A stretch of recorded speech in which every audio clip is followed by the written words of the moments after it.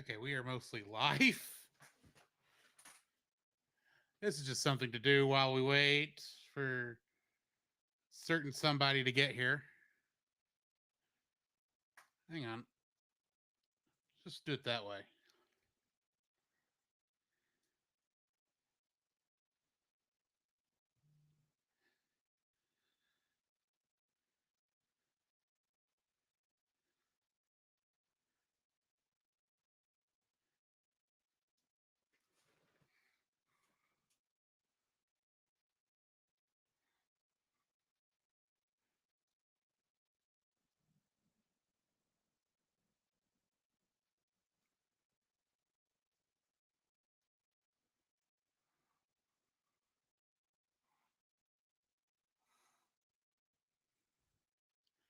So the fun part is I've got this on the screen, but because of all the stuff in front of it, I can't actually see.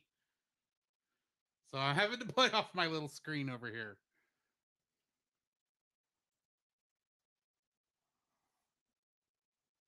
That won't show me. All right.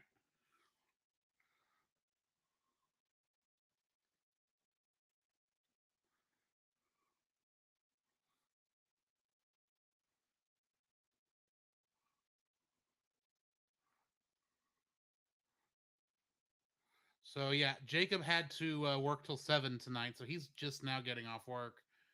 But I'm sure he'll be here soon.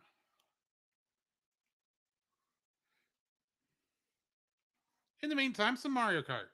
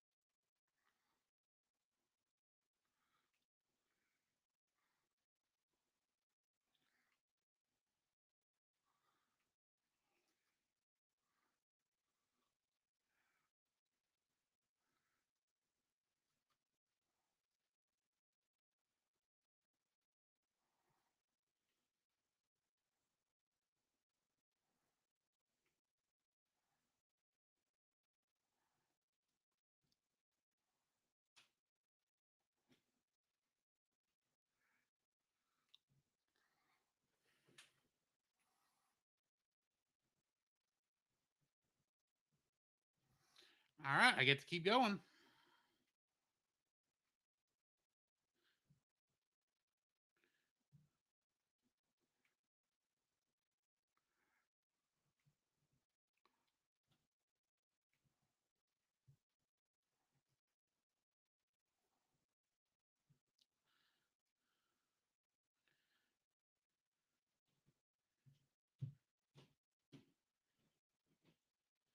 Oh yeah, I forget. Y'all can't actually hear the game because unfortunately I couldn't get the audio to come through. So I've got to keep talking over this. I could have if I had gone through OBS, but because I also had to set up for podcasts tonight, that's why y'all can't hear the game.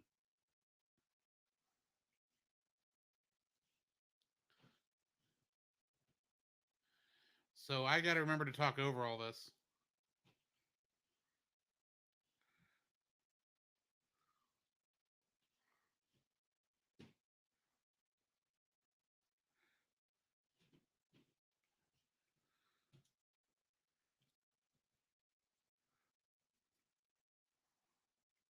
Oh, and I got hit.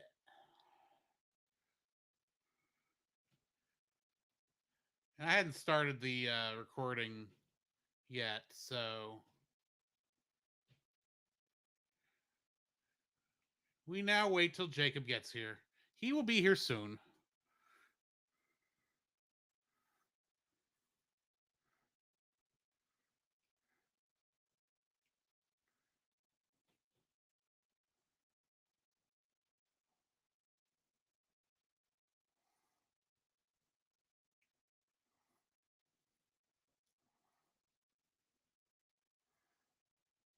Ooh,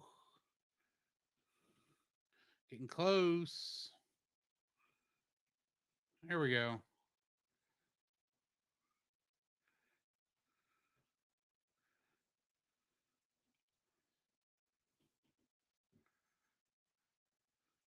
So yeah, I've got to get at least 12th place in order to keep going.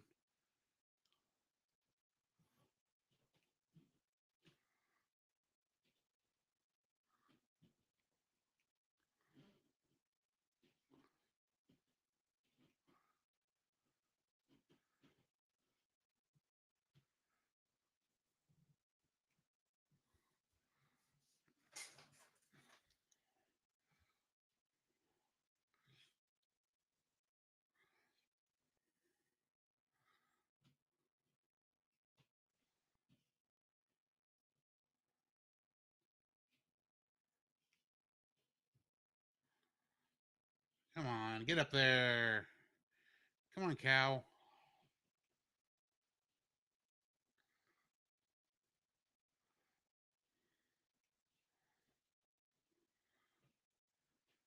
Must be getting close to Moo Moo Meadows. That's actually where I'm at.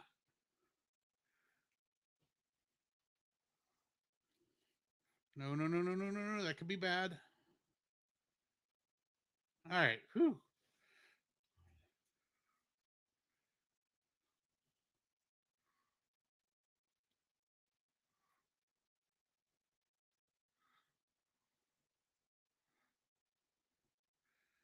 Baby Rosalina.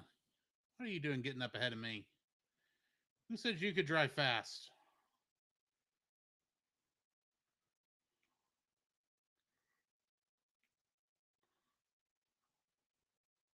Ah, I missed it. Get back on the road.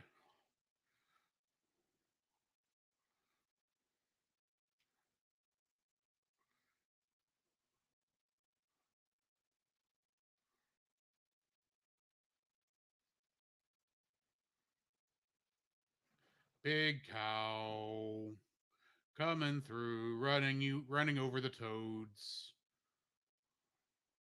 I got to get back up into eighth because I'm getting close to the end of this, and I'm flirting too far behind. Flirting with last place too much.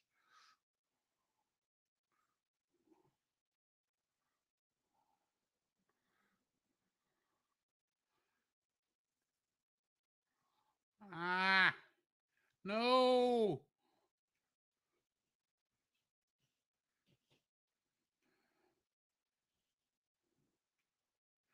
Ah, this is not going to be good. I'm in 12th place, and I am horrible on this track.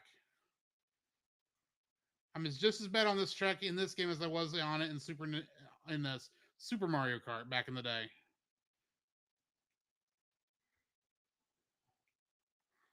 So at least I'm consistent. I wasn't in the top 8. Well, that's a shame.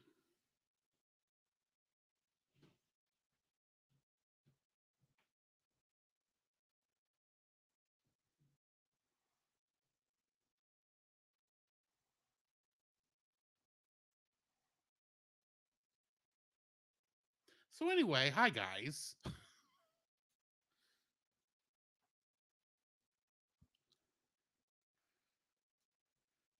How about some free roaming?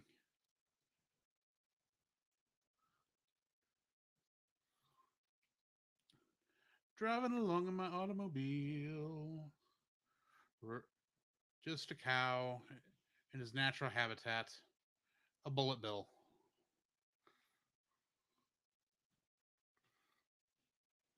If you get that reference, we can be friends.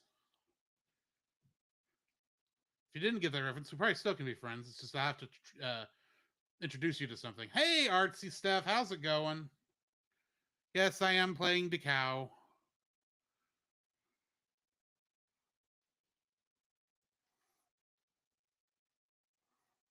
I'm doing a little free roaming at the moment. Eat more Mario? Yes, exactly. Eat more Mario. Eat more Birdo. There you go. Eat more Birdo.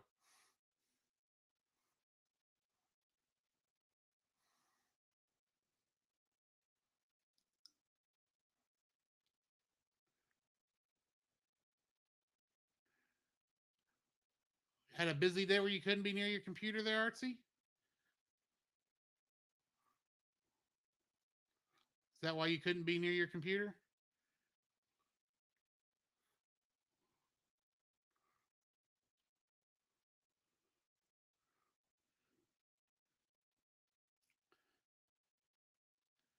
You know, a plane in a tunnel is not a good idea.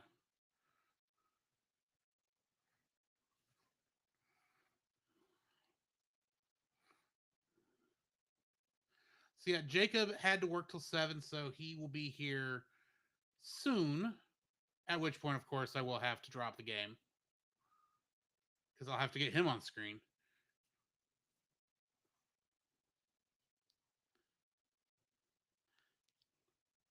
And right now, I'm just driving around the world.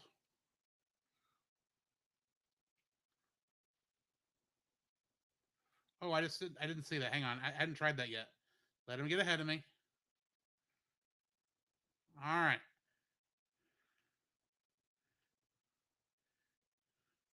See what this is like.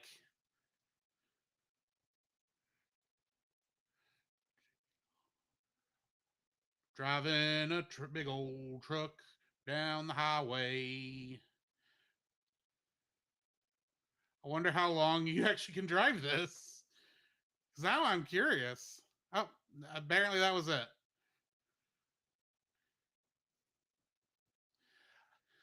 The free driving is kind of fun stuff. Unfortunately, there's not like a lot to see off track.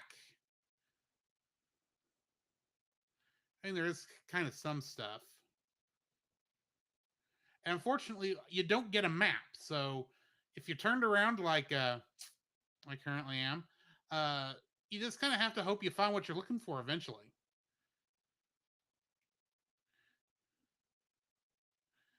Oh, let's go to the water.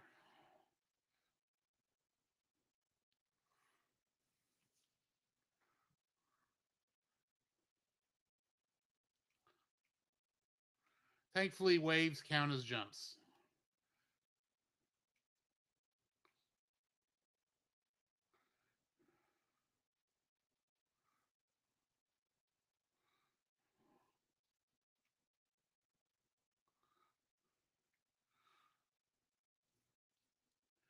At least they give you kind of a zoomed out view in the lower right hand corner, but I still kind of would preferred that be a mini map.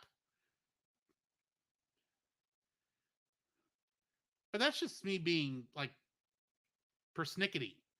This is still a fun game. Says, when I was a youth, I used to play some monster truck game on the Dreamcast. I would go off the track all the time so I could just go around and see what it was. Oh, nice. I think I remember that game on Dreamcast. I know there was an 18 wheeler game, but that's not going to be the same thing.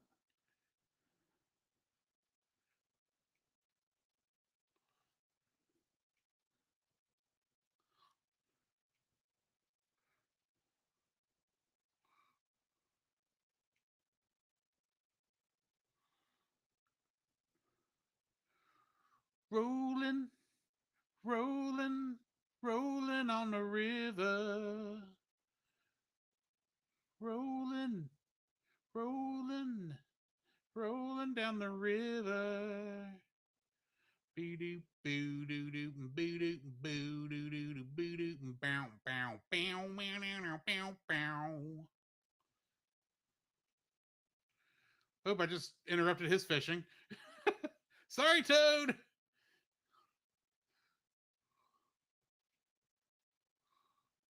We found Salty Speedway.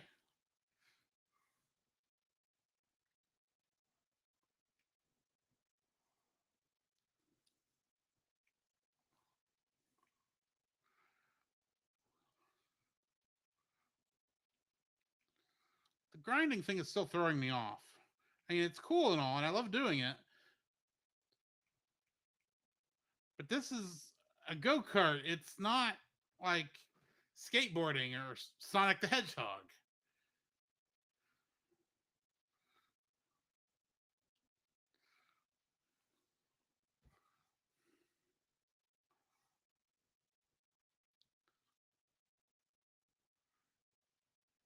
That's a big dragon.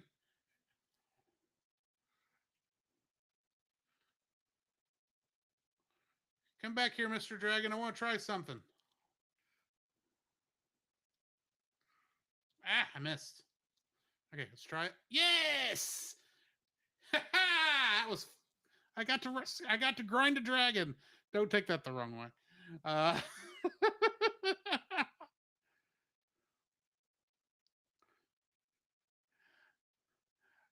I think with a real car type thing, you'd very much just follow trying to grind on rail. Yeah, I agree with you there.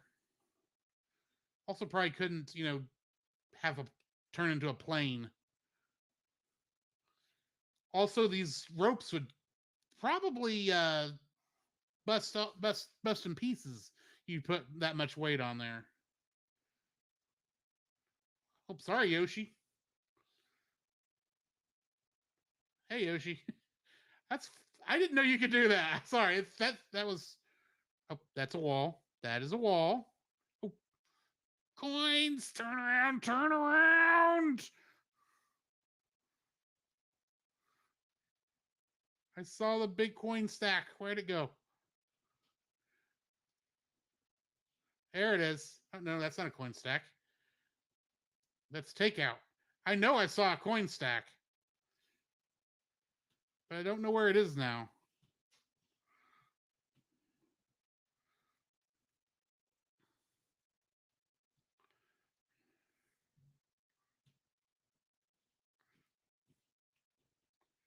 Ow.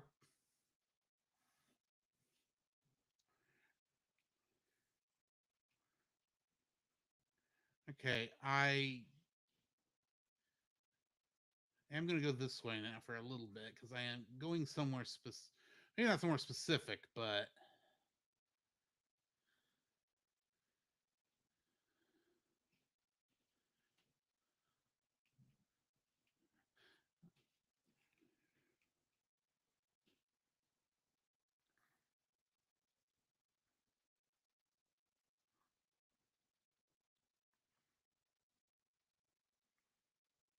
oh, can't get onto that one.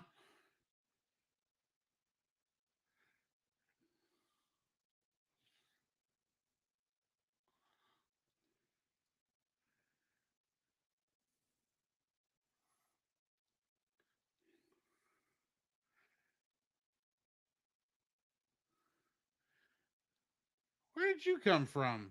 I didn't know there were AI drivers in free roam. Jacob's supposed to be here around 7:30 ish. I mean, we didn't specify exactly when after 7, but he said he'd be here. He here as soon as he can, which I'm assuming will be about 7:30 for us to talk about Happy Feet, the Penguin film. I'm sure there are better Penguin films, and they just wrote over Toad.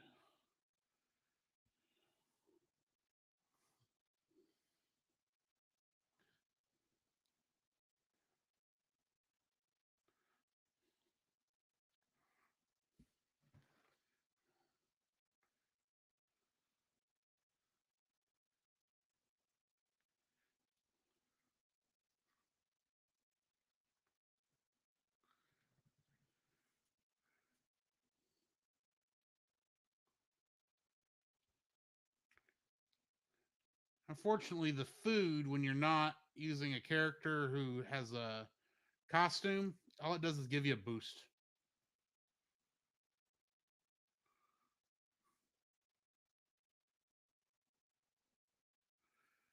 And I'm saving up the app. I messed that up.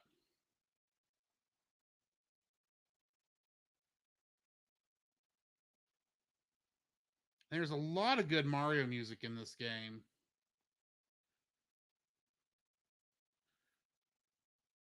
I know y'all can't hear it right now because I can't pipe the game audio through on the podcast setup.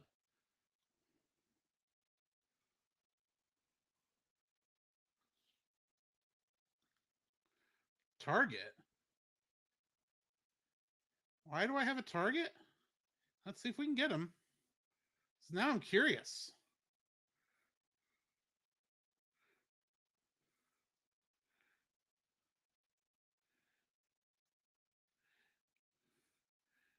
I mean, my target probably shouldn't be giving me ammunition, but what are you gonna do? And it's just giving me green shells.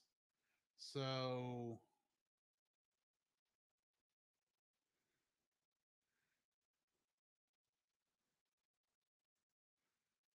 come here.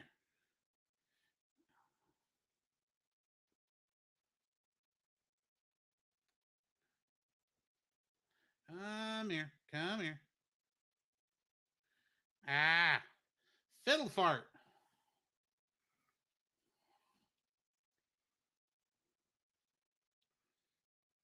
Hey, Retro, how are you doing this evening? Thank you for the lurk.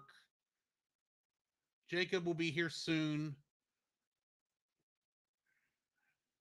And Roy, you might be interested to know that there's a good chance that your predicted score from every week might be coming true this evening for Happy Feet.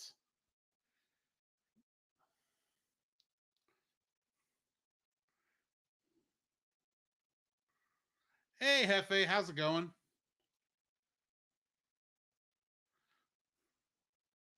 All right, Jacob just got up, got to the apartment. He'll be here soon. And by the apartment, I mean his apartment, which is just right down the road from us.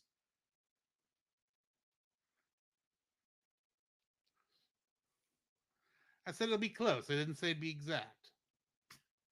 Retro. So yeah, I'm just playing some Mario Kart World while we wait on Sir Jacob. I mean, he's in the Batman episode tonight, so he's a star.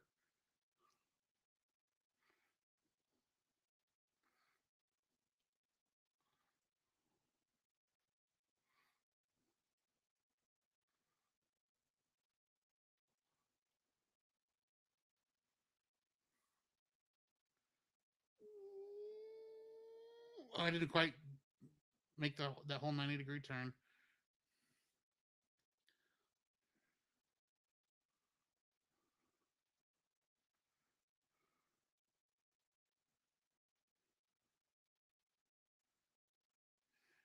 You know, just driving through what I'm assuming is a fair representation of the Super Mario world.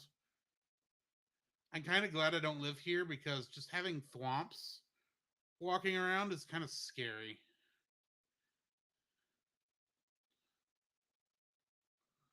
Grab grab the truck to barrel through the shortcuts. Okay.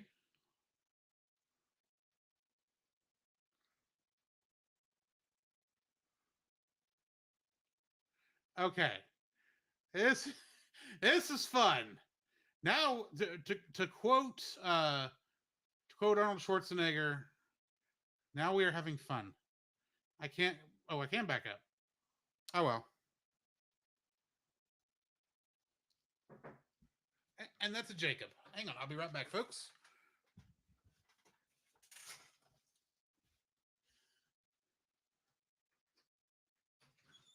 Konnichiwa. Oh, your name tag's still on, by the way.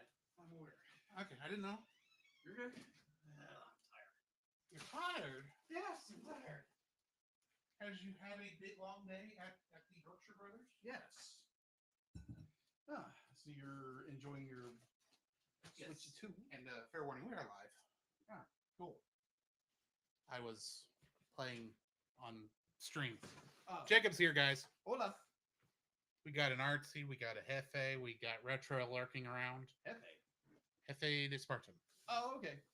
He's been in our stream before, or at least Oh, he's okay. been on the game stream before. I don't know if he's been in a podcast stream. Gotcha.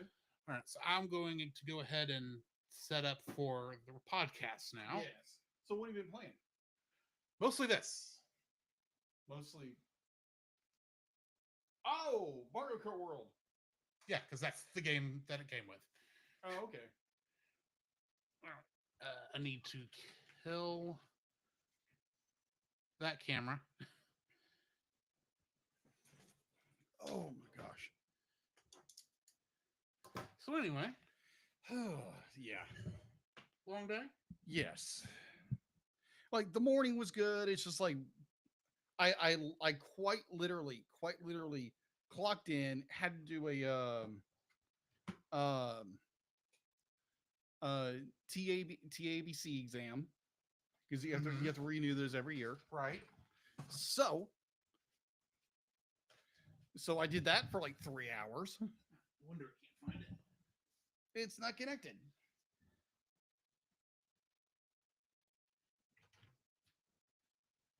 I don't remember my tobacco test when I worked at Walmart taking that long. Granted, we only had tobacco. We didn't have alcohol. Yeah, So that could be part of that. yeah, it is. Like, literally, I could pass the test without paying attention to it. Again, that is completely, utterly fair.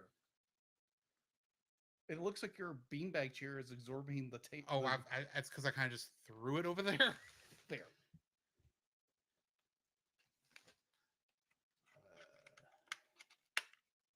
Pro source.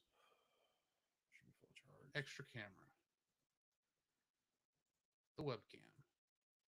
Add camera. And now, actually place camera correctly. Yes.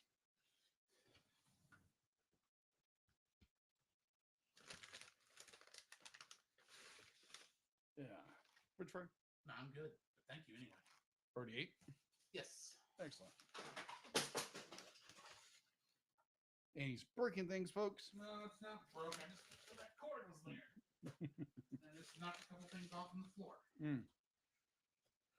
All good in the neighborhood. Yes.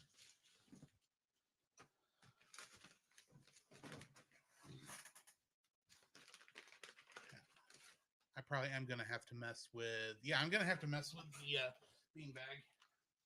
Because I can't see my... Can't see the chat. I can't see the activate chat. Ah. We're getting people talking to us, and I can't see what they're saying. Huh. Well, that's a predicament.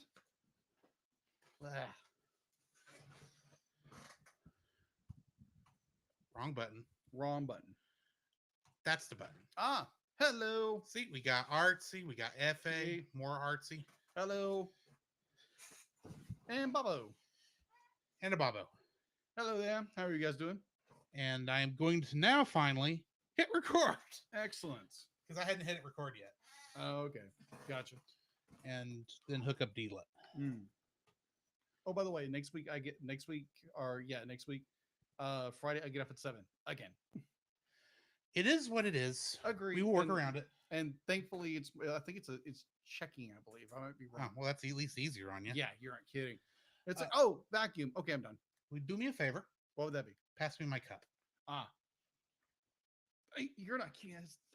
Is it full of Coca-Cola? Not Coke, Dr. Pepper, actually. Ah. Wow. Okay, that's different. You get what's available at the time of purchase. Ah, okay. Fair. That's my excuse there. Fast food, of course. Okay, now I just need to check one thing on here.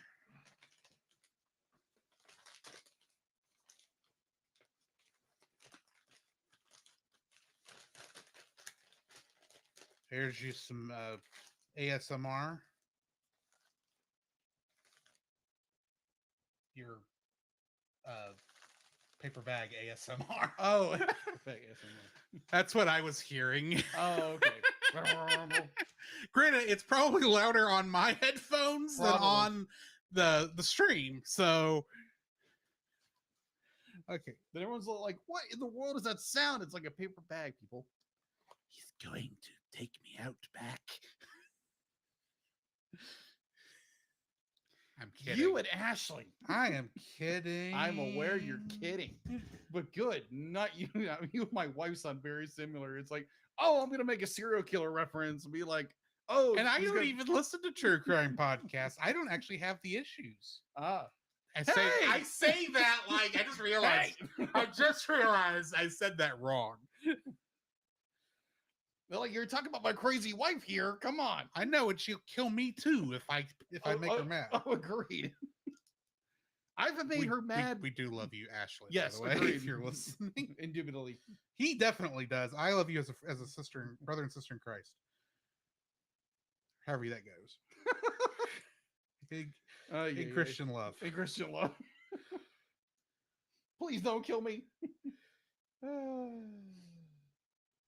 I don't think Ashley would technically kill anybody. I don't think she would anyways. It's more like No, no, she it's she not. That is not her. no. That is odd. I have to do that the old-fashioned way because I know I have it on here somewhere.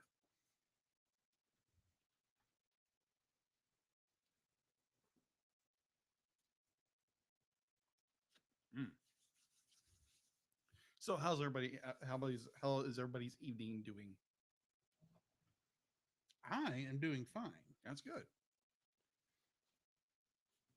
There's a part of me like reviewing this movie and swinging by the not be like okay Burger King we have here. I've had a lot worse. Yes, be like in some because they're promoting How to Train Your Dragon, the live action version. I'd rather be reviewing that than this film. Well, that's not for another couple weeks. Oh, agreed. But I think at this point, I'd rather be watching that film than this Oh, thing. that goes without saying. Yes. Dragons versus stupid penguins.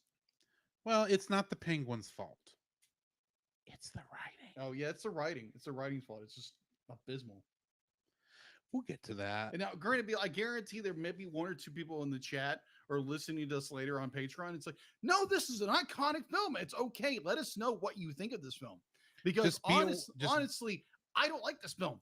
Just be aware we have our own opinions and we Mm. hold films to a high standard. We don't give a lot of grace when it's poor. Sometimes, yeah, if it's poor quality, it's like, yeah, Mhm. be like the movie's going to get slaughtered. That's just the way it goes. Exactly. Now, granted, there are some good things about this film, but in other words, it is just, to me, it's not that good. Now, to some people, it might be, oh my gosh, I love this film. I love this since the child.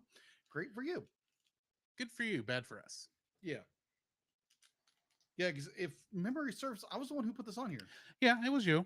Yeah. I had forgotten it was on the list and then kind of pushed it out of my Mhm. mind. And then all of a sudden it's like, oh yeah, this is what we're doing next week. So it was like when I was watching this movie for the review, and my wife was like, "Oh, you're watching that movie? I hadn't seen the movie since I was in college. I thought it was dumb then." And then she'd be like watching it over my shoulder while I'm watching it, be like, "I'm doing the same reaction she did, Uh-huh. 15 years ago." And it's like, "Yep, I don't like this movie." I'd be like, "Yep, same." Yep.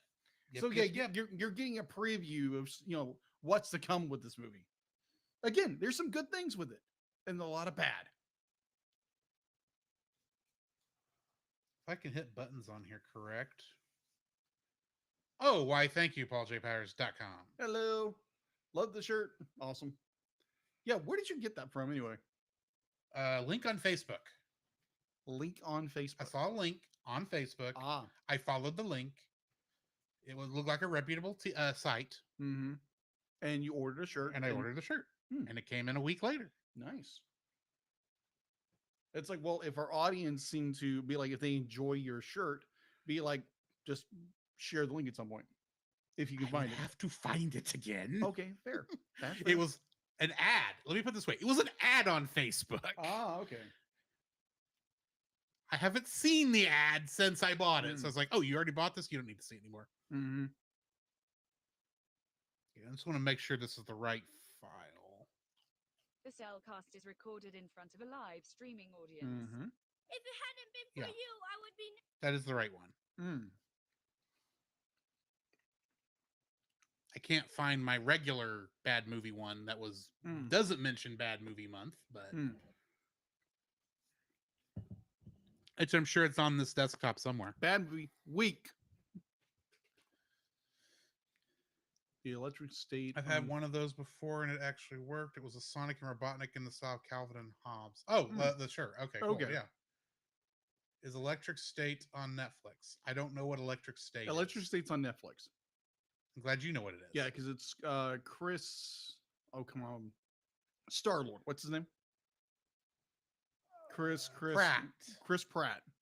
Chris Pratt and something King. Come on. Think. Yeah, it's on Netflix.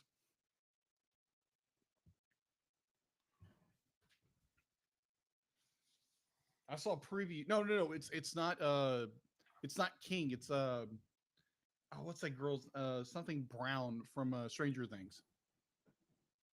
Oh, I think I know who you're talking about. Mm-hmm.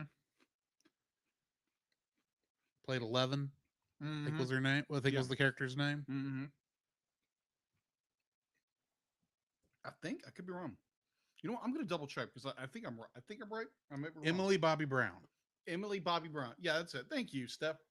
Thank you, Artsy. Mm. We appreciate you. Mm-hmm.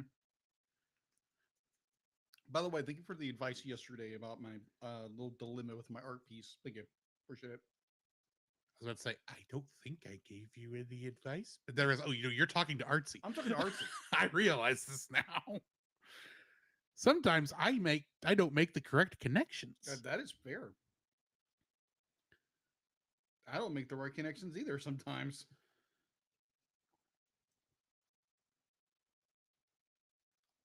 I think this is the actual one I'm looking for now that I found it.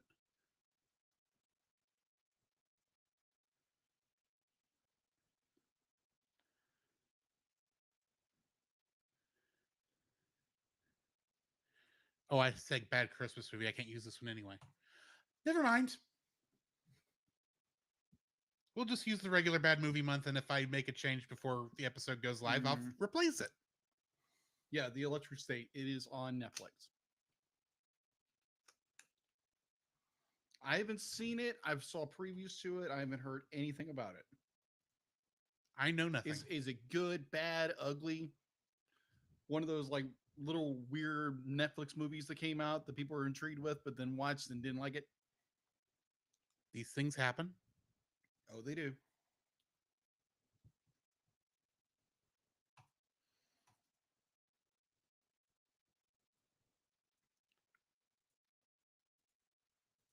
Share. All right, there we go. I have my notes up. Excellent. I have my notes up. Well, almost.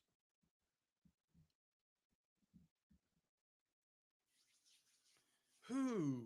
And this thing had a sequel. Yeah, I didn't honest. watch the sequel. No, I didn't either. Hey, Mom. Hey, Dad. I don't know Hola. which one's watching. I actually assume Mama. Yeah, I saw a very cool picture that your mom posted the other day about your dad helping a neighbor with a tent. Yes, and I think I recognized the tent. Oh, I think that was our tent. No, correction. I think that was my tent from when I was in Boy Scouts. oh, okay. Which is technically still my tent, but if they can get some use out of it, yay. I'm not using it right now. Uh-huh. No, I'm sure he was just being crazy neighbor Mike. Crazy neighbor Mike. Well, I mean, to family, he's crazy Uncle Mike. Okay. But I've got a crazy I think he's Mike. just Mr. Mike to everybody else. Okay. I don't know. I don't hang around with the kids that often. Okay. I may be a kid at heart, but Fair.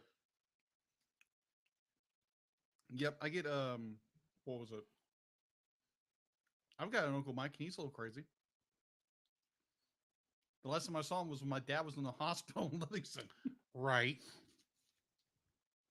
So while you're eating, I will go ahead and ask. You have made a certain purchase about a week ago. Yes. How are you enjoying your new ride? Yes. Me and my wife last weekend were blessed enough to get a new car. It's new to us. It's a 2020 Honda. Not Honda. I wish it was Honda. It's a Volvo C60. Mm-hmm. Beautiful car, black. I really, really enjoy it because on the test ride, because we drove a Mustang first, and my first car was a Mustang, and I've always had a fascination with Mustangs, like any red-blooded American boy. Exactly. But so we test drove the Mustang, really enjoyed it. I saw little flaws with it, and we mentioned, because my wife was not feeling well, wasn't feeling great about it, because she was thinking long term. I was thinking, oh my gosh, this car. Yeah, you're thinking this is a cool car. This is a really cool car. So it was like, okay, what else do you got? Because I want to be like tempered to her because we're Right. we're wife. We're, She's making sure you make a good purchase, not a rash purchase. oh, of course. And I was kind of gauging where she was at because be like, if we bought the Mustang, it would be more. It's okay. This is a cool car, but be like, her mom couldn't get into it. My parents couldn't get into it. No one else could get into it. Literally.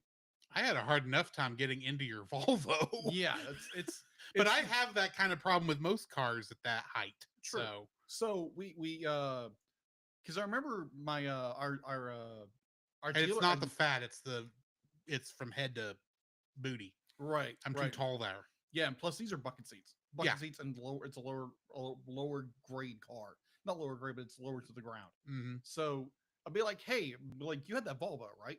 So be like, he got the Volvo and drove it. As well, it's like, hey, do you want to stop at a gas station? Because he pulled like a 10 to 10. The he pulled a 10 to 10 Hmm. in the A 10 morning. A 12-hour shift at 10 o'clock. Yeah, 10 o'clock. The night before, he sold like 4 cars. Hmm. Like that's impressive. So he got up and he was like, "Man, I need something to drink." So we drove to Mount. What is it? Mount Selma. Mount Selman, yeah. Yeah, The Mount other Sel- side of Love's Lookout. Yeah, the other side of Love's Lookout. For those who don't know and don't know the East Texas area, we live very close to two very tall hills, Mm-hmm. and there's a big valley, and the Mm. way the hills are sloped, it's a very subtle drive up either side, but Mhm. there's a giant dip that goes down Mhm. 200 feet. So that's called Love's Lookout around here, and you can actually see for like 30-40 miles. It's about 40 miles. So Yeah. we drove One day, if they ever build that lake, you'll actually be able to see it from Love's Lookout, despite the fact it's near the county line. So, but we we test drove the Volvo. Stopped in this gas station. He grabbed something. Do you want something? No, we're good. And she's like, I guess it's a bigger car. It's a 4-door sedan Mhm. instead of a 2-door Sports car, yeah. I was like, okay. So drove it back through that valley. And it's got some good go. Be like, okay. And by the time we're pulling into the parking lot of the dealership, I'm like, I think I'm liking this more than the Mustang. And my wife's jaw nearly hit the floor when I said that. He was like, oh my gosh, thank you. And so, but Well, there's a difference between cars you like. I am enjoying driving this in the moment, which would be Yeah. the Mustang. Yeah. And then when you're thinking, it's like, what am I going to be driving all day, every day for the Mhm. next couple years? Mhm, Think I want something a little more comfortable. mhm. Your daily driver, not your fun driver. Yeah, And because- we're poor enough we don't get a second driver. true. So there was a because we Mustang, and then there was a Hyundai, not a Hyundai, but yeah, there was a Hyundai. Mm-hmm. There was a Honda. It was like, okay, Ashley wanted to see about that one, and she liked it. It was, big car, and it was like, wait a minute, what about that Volvo? So we looked at the Volvo, and they got us a killer deal on it. And so now I'm driving a black Volvo, which I am very grateful so much to the people at EAG Mhm. Ford here in where we live. So yeah, And now you don't have to walk to work yeah. So interesting. when sort of- you and your wife can't drop you off. I mean, 'cause she Yes. usually can drop you off. yeah, because where she's working next semester because she's a teacher. Be the She- wrong direction from Be where the you're wrong going. direction. Be like, because believe me, I walked for about 6 months to work. Yeah. But I know. I gave you rides home sometimes. you did, which I appreciate. Everybody who ever gave me a ride, I appreciate it. So interesting. You mentioned that valley between Yeah. Mount Selman and Jacksonville, where we are. Mm-hmm. So our youth group at the church we go to is Central Baptist, and so a Hey, lo- Kirk, how's it going? Hey, Kirk.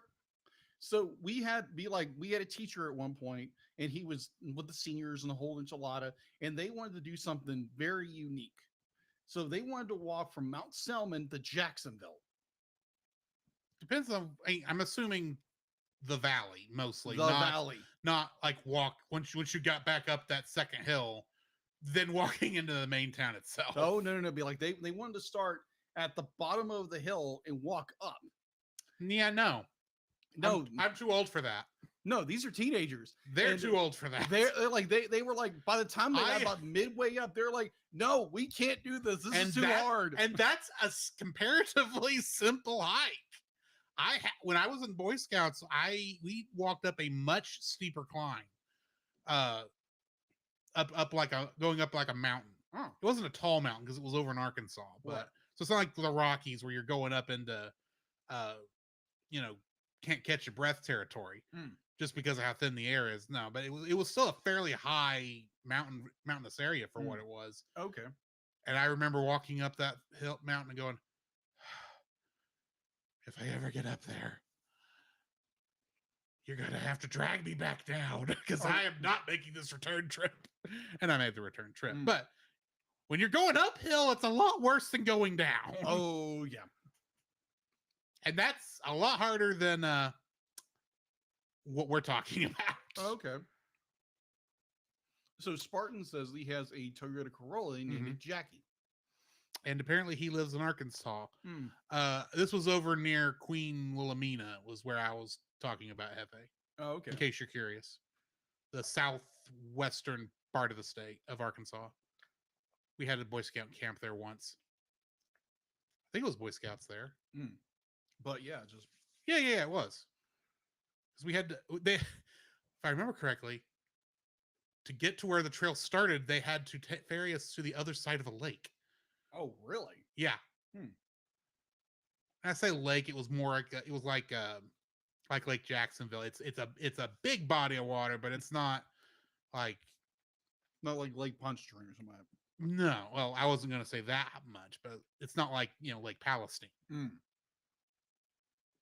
Giant pond is generally a more descriptive term, even though at that point it's a lake. Yeah, it's a lake because a pond is like Yeah, but you know what I mean by giant pond. yeah.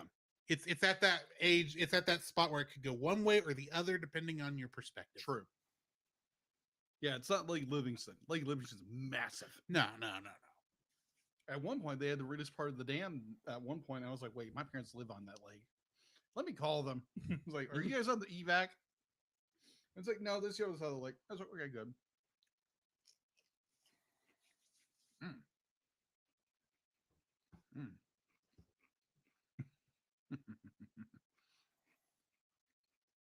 So, yesterday, I was doing my notes, or correction, I was watching Batman Mm-hmm. for this review. And so what I normally do for the cover art, I do a mashup of the two things. And might be like spoiler alert, I don't like this film. That might be putting it mildly. So I was like, wait a minute, what can I mash this with? And Drew said, "Oh, there's a werewolf in this episode." Oh, really? And so I'm watching the episode. That's not what I said. Yeah, I said, "Oh, look, Jacob's in an episode Oh. of Batman." Yes, I turned into a werewolf with a non-conclusion. Hey, the werewolf open-ended survived. conclusion. Yes, the werewolf survived. He's just much like the cat in the last one. Mhm. He lives alone for all eternity. Yeah. But I was like, wait a minute, what can I draw? And I'm curious if you can pull that up, Drew.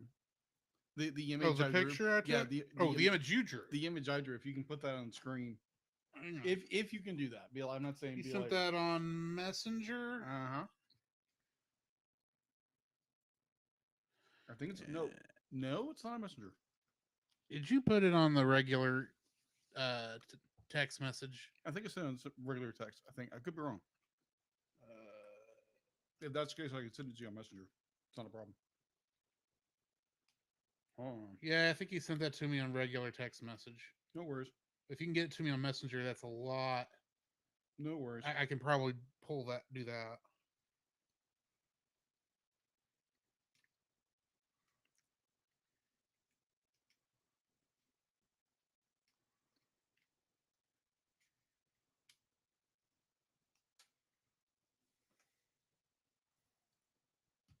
There we go. Okay. Loop. So, granted, this was the first sketch I thought of, and then I watched the second episode, which is about a samurai or a ninja. I And was of- like, well, oh it- my gosh, yes, I have to do this. Ninja. Ninja. Share screen, and I want this one. Mm-hmm. So that is what I drew. Feeling a touch vindictive, are we? A little bit. I was like, oh, okay. Now, granted, be like, if everyone says like, oh my gosh, yes, do it, and I'll do it in a heartbeat. Oh, do it anyway. Mm-hmm. You did the same thing to a couple of snails in another Oh my gosh, yes, I movie did. we reviewed. Mhm, I did. I have quite a need to adjust that a little bit. Yeah, I'm working on it. That's too much of my big ugly face. I'm trying to figure out what it did. Nope, That's my show. No.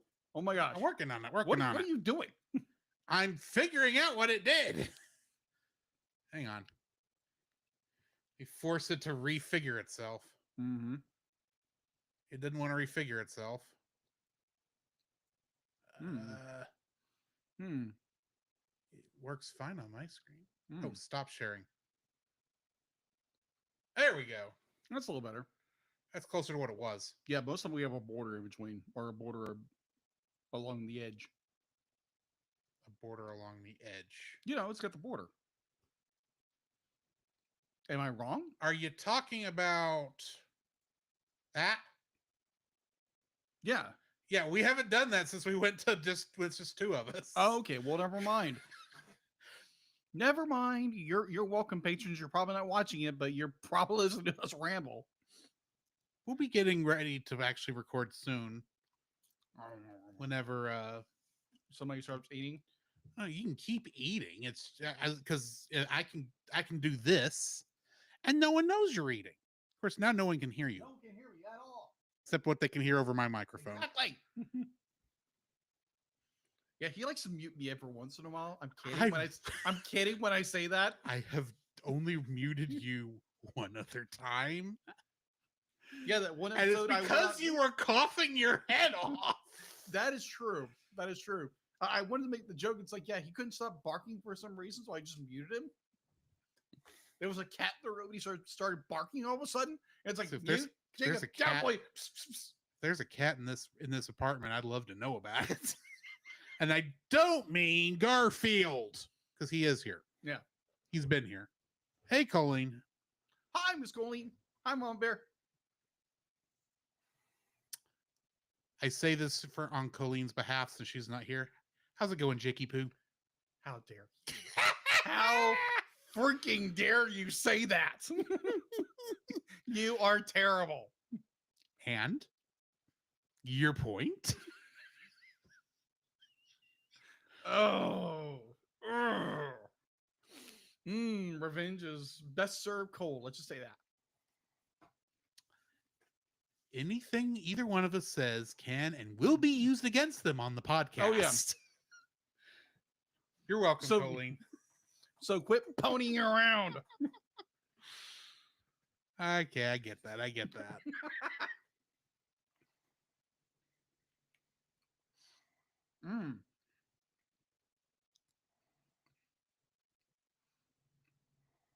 I haven't been to Jack in the Box in years.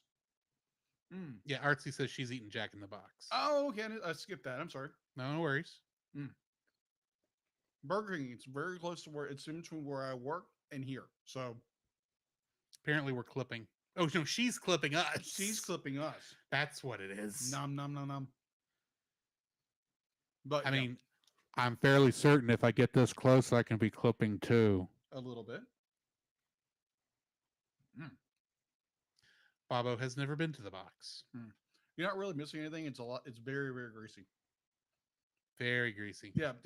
But Burger yeah, King isn't as bad. admittedly, it does depend on which Jack in the Box you go to. Oh, great. That one that was here in town, that's Oh in the cursed, that was in the cursed building. Mm-hmm. Because like every couple years, it changes into something else. Well, What was the Jack in the Box is where I got my COVID vaccine oh my. Oh, okay. That makes sense. because that was a Walgreens at the time. Mm-hmm. So, kind of an interesting tangent. Me and my soon to be wife at that time, we were going to go visit one of her family members in Oklahoma. Mm-hmm. And if you've ever driven down the Indian Turnpike, Yeah. oh my gosh, yes, love it. So we're coming back. We're in Texas. I'm thinking, like, what can we stop to eat? And we get in this little town. It's like, oh, I haven't been to a Jack in the Box in forever. Kind of like Bobo said. Mm-hmm. An instant regret. Instant regret. It's like, I want fries. I don't want greasy, sloppy potatoes. Or greasy, like overly greased Mm-hmm. burgers. It was like, yeah, this is not. You want good. to taste the meat, not the grease. Exactly. Or like their sodas are bland. It's like, no wonder we don't have one. It's so boring. It'd be like it's just. Well, I mean, the reason that one left was because the health department got called on them too many times. Oh, that makes sense. That At least that's what I heard. They had meat in the freezer that wasn't getting rotated. Oh, crow. That's what I heard. I have no idea how true it was.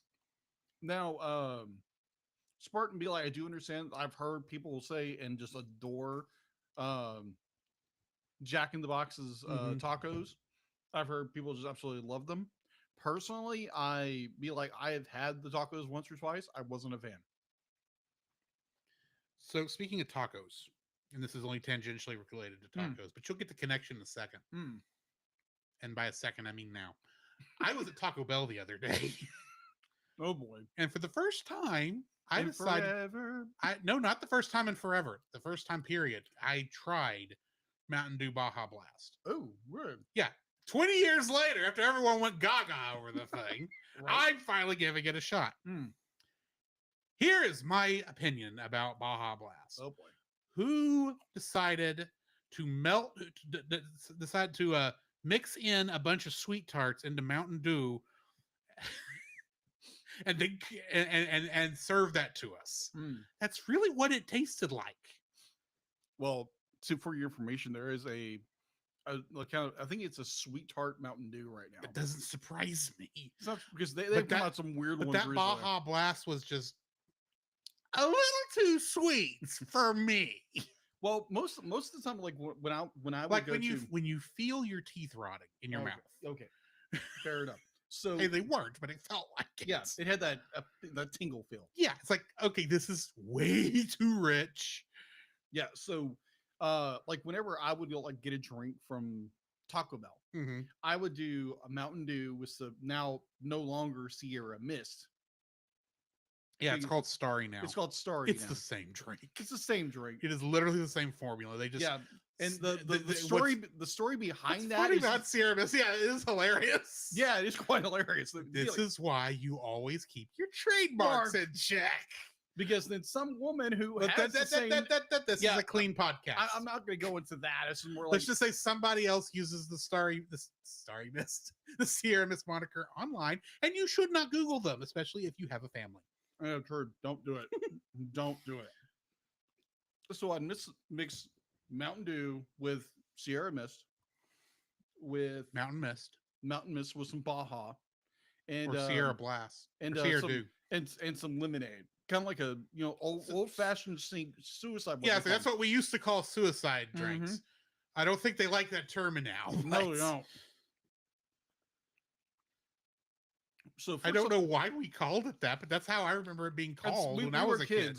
We were Yeah, kids. That's what my parents called it. So the first time I ever heard of Now we just call it what those Coca-Cola machines, new fountains, that I hate. What are those called? oh yeah. That have all the flavors in them. Mhm. Either way, I hate them Mm. because it messes up the actual base drink. But Mm. either way, But so like the first time I'd ever heard of like freestyle machines. Sorry, Freestyle- yeah, freestyle machines. freestyle I hate machines. Coca-Cola Yeah, freestyle so- machines. first time I'd ever heard of this suicide drink. Granted, this was back in the 90s. Back in the 1990s, the late 20th century. For those who might not be like back in the Stone Age, back in the 90s. Oh my gosh. But so it was my cousin Brian's birthday. Brian was on the show once. He did Ghost in the Shell with us. Mm-hmm. Yeah, great show. If you want to go episode, you can find that in the archive somewhere. So he's having a birthday. and it's at a pizza place with like arcades and the whole enchilada. Back in the 90s when pizza places I were was cool. I was about to say, oh, Chuck E. Cheese. I go, no, not Chuck E. Cheese. No, it was no Chuck E. Mazio's. Yeah, it was a Mazio's. Mazio's was my pizza place as a kid. Yeah, I think it was a Mazio's. Good night, I miss Mazio's. Go back there and play some X-Men for a while. Oh, good night, yes. Good night, yes. Even though it'll be like I've never been gamers. So Oh, much. I never, Oh my gosh, yes. I never got past the first level of X-Men. But half the time every time I played, I was playing by myself, and Oh. that game was not balanced for one person to play, so especially one 5-year-old. oh yeah, so they like there was all guys and like one or two of his female cousins. And so we would all go to the drink fountain and get a drink. And they're all just pop, pop, pop. Oh, what kind of suicide? And they're like, what's a suicide? Oh, it's this and this. Oh, okay. And it's just like you drink the most disgusting thing in the world. And yet it was oddly delicious. It was, yeah, exactly. It was very oddly delicious in a weird way. In a weird way. Yeah, now it's just more like, okay, pop, pop, pop, pop. What are you doing? It's like, I'm enjoying my childhood for a second. I'm pretending to be a bartender. Let me live. Yeah, exactly. You want this Dr. Pepper shaken or stirred? Please don't shake your Dr. Pepper. No, It's good gonna night. make a mess. Yes. Oh my gosh. But yeah, I think that's the first time I ever heard of that. And like, I think periodically through my life, it's more, okay, I've got a free range soda. And it's okay, what can I do here? Pop, pop, pop, pop. I have that term now. Free range soda. It works. It works. But now I'm just picturing it like I picture free range chickens roaming across this land. I knew you were going there. I knew it. I knew it. Like a certain Rhode Island red rooster trying to teach chickens how to fly. Oh, that took you entirely too long. It did. I was like, wait a minute, what?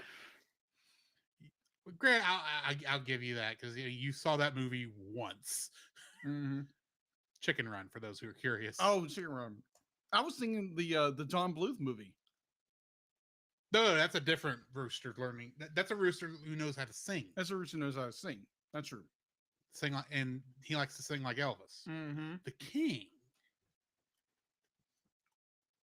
It's a John Bluth movie. They're weird. They're so good. We reviewed it. So go check it out in the archives. Well, of all the bird movies that have singing in them, it was certainly better than what we're reviewing. Oh my gosh, you're not kidding. Good, good. Oh my gosh, yes, that was good. Bravo, good stuff. Bravo. Question for you: you want to go ahead and start? Sure. And I just mute when you're not talking. Sure. Okay, so your Just mastication does not come through on the recording. Yes, I agree. My mastication does not come through on the mic. I do want to make a point. So when we're talking, I'm stopping eating for a moment. Remember to turn the mic on. Okay. Because that would be funny because all you hear is me as an echo. It's like, what happened? Oh yeah, echo. Recco. All right. Well, then I do need to rearrange here just a little bit to make sure I can reach for that. But yeah, okay. Yes. The Cellcast is recorded in front of a live streaming audience. If it hadn't been for you, I would be now in someone else's digestion. You know, there's something you should know, so I'm gonna tell you so. It's Bad Movie Month on the Cellcast. Well, week. Forget it's a week. Enjoy the show. Working all day, now it's time to unwind. Kick back, relax, take a load off your mind. Dead penguins. I'll be busting the moves and I'll be busting the rhymes. We'll be busting up laughing cause it's party time. Everybody's feeling fine cause it's party time. Party time, party time. Everybody's feeling fine cause it's party time. Party time, party time. Everybody's feeling fine cause it's party time.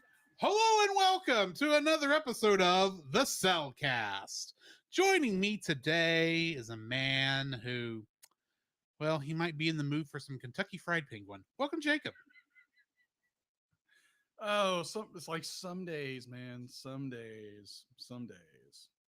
Why, thank you. Let me use our co-host, a man who went on an adventure That absolutely went nowhere. Welcome, Drew. So I made a big round trip for nothing. Apparently. That's usually how this works. Yeah, exactly. Maybe not in your case, but with this Penguin movie, yes. Fair. Yeah, tonight we are reviewing a film that that intro should tell you Because I'm We not didn't- happy. we did not like. Oh my gosh, no. No. Uh, Absolutely not. No. And admittedly, I had been sitting here ever since, we changed up that outro and I included the bad movies thing in Mhm. there. And we've never gotten to where it actually was used until today. Uh-huh. I think it's more apropos for this Yes. episode. I mean, literally when we saw it when I saw it on the list, I went, "Oh, are you sure you don't want to go ahead and skip forward to the man who shot Liberty Valance?" Okay, we'll do Happy Feet. Yeah, because honestly, it'd be like, I'll get into like the non-spoilers Yeah. with this movie. So Well, in that instance. Certified fresh and spoiler free. This is my second time watching this film. mm. I watched this in theaters, Oh jeez. and I don't know why I didn't walk out. I know. I think I know why. I wouldn't say kinder to films, but You hadn't become a reviewer yet. I definitely wasn't a reviewer yet. This was 2006. Yeah. I was also like, ooh, computer animation. Mhm. It's the wave of the future. Look at all the cool things they're doing. These penguins actually look realistic ish for the time. for the time. Yeah. For the time. It is aged poorly. We'll get there. And I don't hate the concept of the jukebox musical. Mm. And this has a lot of big name actors in it. It does. But there's a reason I never went and watched this film again. I wonder why. Now, I know there's going to be people out there who's like, oh, because every movie is somebody's favorite. Mm-hmm. It probably is to And- somebody. And whoever's favorite is the animated Titanic films, God bless you. Or for that matter, Leo the Lion. Oh my gosh. But I know there are people out there who probably love this movie and think we're nuts for hating on it. And I will admit, to some degree, it's because I'm a nearly 40-year-old man watching penguins telling me why it's wrong to pollute and overfish their environment and trying to be cute about it. So admittedly, I am not in the target market for this film. I don't think I was in the target market for this film when it came out. So I don't, like I said, I don't hate, I don't hate the film. This is one of those that I've just never gone back and rewatched. And I really was not looking forward to the rewatch. So it's not in your top 2000? I am still debating as of this moment in the podcast whether or not it exceeds or doesn't exceed my Brown standard. Mm. Which, for those who are curious, that's Star Trek V: The Final Frontier. Ooh. Because there are parts of that thing I like and parts of that thing I don't like, and I'm not really sure yet where this sits. Mm. I will make that decision before the end of the podcast. Fair. But and I know that sounded blasphemous to a lot of people probably who love this film. I don't. I'm not a penguin guy in general. Mm. I would have preferred if Burgess Meredith and Danny DeVito had just shown up in this film. There we go. So, and that would have been funny to me, but that's not where this went. So,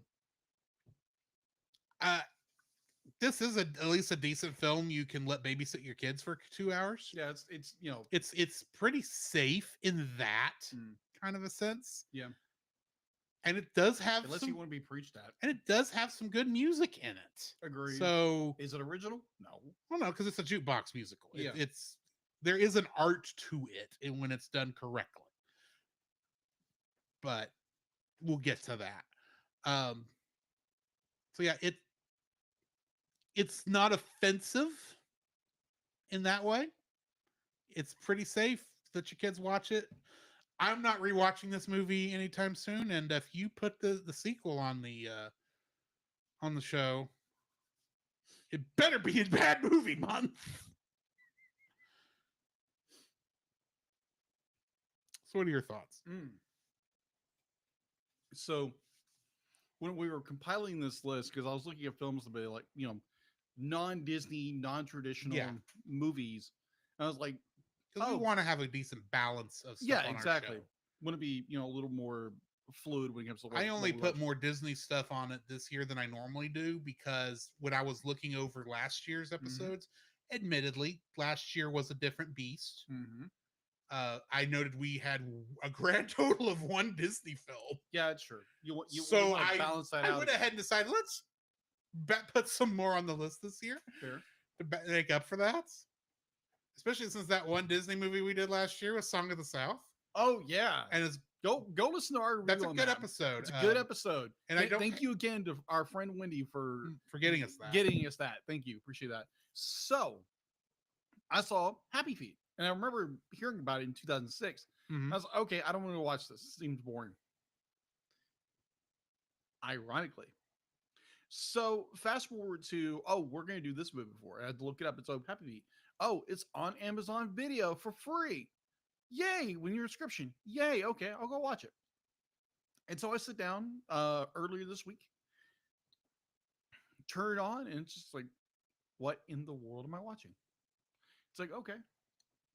And my wife, who's sitting in the kitchen, like in the dining room area, watching over virtually over my shoulder, Mhm. and she tells me like halfway through this movie because I'm yelling at the TV how stupid this thing is. I'm like, what are you doing? And I'll get into Rantmaster in a little bit here. Just That will be getting played, I think, a couple times. probably. Thank you, Nathan Narchan of Monster Island Gumball.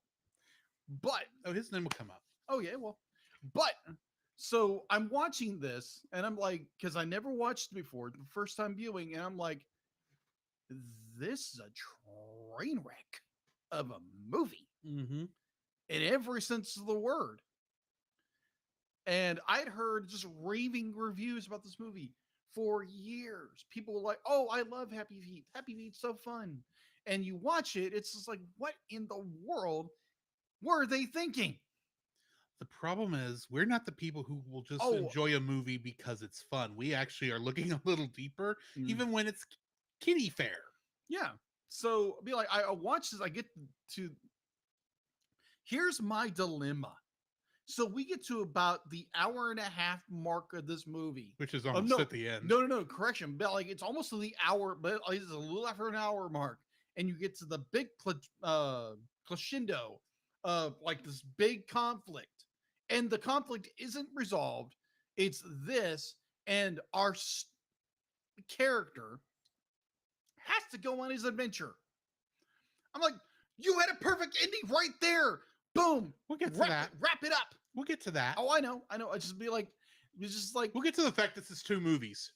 yes, it's two movies that should have been one. Two very short movies. Yeah, two very short movies that they could have been like, there wasn't streaming back then in the early 2000s, but this could have been a short on Special presentation. YouTube, early YouTube. Well, I don't think it's that short, but sure. No, but good. It's No, not, I it's do. not like both were 15 minutes. They were both, it was about 45 minutes. Yeah, agreed. Because But- it's literally about even. But be like there are aspects of this film, kind of like Drew said, that I do kind of enjoy in some aspects. And there's other parts I absolutely just it's revolting how stupid it is. So, anyways, would I recommend this movie? Heck no. Don't go watch it. Unless be like you have small children and they love silly, goofy little things. Yeah. That's fine. Let your kids watch it. They'll probably get nostalgia for it and then come back as an adults and be like, what in the world was I watching? I will say, and I think you'll agree with me, we have reviewed far worse than this. Oh yeah, agreed. Completely But agree. this is definitely not one we enjoyed. No, this was not an enjoyable watch. And I guarantee, like Drew said before in the very beginning of the show, there are people out there who most likely grew up watching this movie very young in 2006, watching this and enjoyed it, and probably to this day have a love and a joy in their heart for Happy Feet and Happy Feet 2. And be like, if you are that person who is listening to us or watching this, Mhm. watching this feedback, be like, let us know what you think of this movie, because I don't see it. Drew obviously didn't see it. Like, what do you enjoy about Happy Feet? Let us know. We'll get to it, but I can tell you what turned me off quickly Mm. is how preachy it is. Oh yeah, it's way too preachy. But we'll In get a there when wrong we get way. We'll get there when we get there. Yes. How about we go ahead and get into our spoiler-filled Mhm. thoughts? Yes. The following is a spoiler-filled review for the film Happy Feet. Listener discretion is advised. Happy Feet was written and directed by George Miller, Mhm. who is most famous for directing and writing the Mad Max series. Yes. This is his baby. Yeah. I don't mean like they hired him to do this. This was his baby. Yeah, I can tell. It was What also were you thinking? It was also written and directed by Warren Coleman, who did a movie called Turtle: The Incredible Journey. No, I don't know what it is. I think it was one of those made for cash register films. Not the Asylum, not Asylum films. You know what I mean? But they're mockbusters. I think it's a mockbuster, if I'm remembering correctly. They put them in asylums for the so much. That's That's not politically correct anymore, but okay, you no, get no, what I'm talking about. I was going to say that is cruel and unusual punishment. Also, Judy Morris, who wrote and directed Growing Up Wild, which was a Disney nature film. That's right. That makes sense. And it was also written by John Coley. Hmm. Getting into the cast, we've got Elijah Wood as Mumble. Frodo. And he was Frodo in Lord of the Rings. Robin Williams as Ramon, Lovelace, and Cletus. And someone's going to have to tell me which penguin was Cletus, because I don't remember. What a waste. What a waste. And I put down that he was Mork and Mindy. Or, whatever. Or the genie from Aladdin. Or like 100 other things. Yeah. Because he's in a lot more than you realize. Mm-hmm. Brittany Murphy played Gloria, and she was Ty in Clueless. Mm. Hugh Jackman played Memphis, Oh, yeah. and he was No wonder and my he- wife wouldn't saw it. and he was Wolverine in X-Men. Yes. Just to let you wonderful people know, my wife absolutely loves Hugh Jackman. And she really, really tried to watch Deadpool and Wolverine. She got 5 minutes into it. It's like, nope, this is not That's- for me. That's definitely not her. No, it's not. No, no, okay. Steph, that was Lovelace. Lovelace is the one that, because he's also the narrator. No, but like, no, be like, I Cletus is that no the guy that says, I'm going to tell your story, Happy Feet, long after you go. And that's that guy, that's that penguin, and that is Lovelace. okay. Because there is It's that one arson. scene, says there's that one scene in there where he says, now as we head into this next scene, I'm gonna have to request that the ladies look away from the screen because I am that sexy. He didn't say it like that. I'm starting to edit. And it's lovely. And he says, because now you are about to meet Lovelace. What a waste. What Robin Williams. Sorry. Love Robin Williams. Loved him as an actor. This is not your best work. No, it's not. Just a waste. But no, I don't know which one is Cletus. I didn't even know Cletus was on the list. So I was going through IMDb doing my notes. Nicole Kidman was Norma Jean, Another Aussie. and she played Dr. Chase Meridian in Batman Forever. Mm-hmm. And Hugo Weaving was Noah, the head of the old fart penguin. That was like, Oh yeah. that was like, we must all serve the great Gwyn. Let's sing in Greek because we're boring old men. That's not what he said, but Oh, I get you. Cletus was one of the elephant seals. That does not surprise me. Oh, that's right. Because I recognized Right, his voice. but, and I was like, oh, please no, he's doing another voice. But Hugo Weaving was also Megatron in Transformers. The original. Not the original, The original movie. the Bayformers movies. That's what I mean. Also, he's Elrond in Lord of the Rings and Mhm. Red Skull in Captain America: The First Avenger and Mhm. a couple other things. Yeah, incredible actor. And Agent Smith in The Matrix. Matrix films. Yes. Kingdom Hearts connections. Ah. How many do you think we got? I would say no, hold on. This is a newer film. It's 2006. 5. You think we got 5? I think we have 5. Any other guesses in the chat? Artsy says 2. Well, the answer, my friend, is 4. Oh, I was close. You were Awesome. very close. Awesome. D. Bradley Baker played Maurice in this, Not surprising. and he was Waka in Kingdom Hearts. Waka waka. AJ Buckley was additional voices in both. Chris Edgerly was additional voices in Happy Feet, but played Sid Highwind in Kingdom Hearts. Oh. And I did look up, this is also the guy who played Sid in Advent Children. Oh, okay. And Carlos Alazar, I'm sorry, Carlos. Carlos Alazraquai. I'm sorry. He played Nestor in this, which was one of the little penguins that we hated. Oh gosh, those guys. And he was Mike Wazowski in Kingdom Hearts. Mike Wazowski. So what do we got in info and stuff? As I cleanse my palate. Cleanse my palate. Cleanse the palate. Mm-hmm. It's much needed because every once in a while you need to cleanse the palate. Otherwise, you're just coughing and choking the time. That's what this film is. We're cleansing our palate of all these good films we've watched. Yes. Perfect. All right. IMDb. All right. Correction. Info and stuff. IMDb. It's a 6.4 out of 10. Okay. Fair. It's middle of the road. Rotten Tomatoes. Why? Let me guess. Critics loved it. No, it's a 70. Critics loved it. It was a 70. Yeah. Audience was a 76. It was, had a lot of push back when it came out. Oh yeah, I remember. I remember watching the promos and everything. Anyways, watching available on Amazon Video.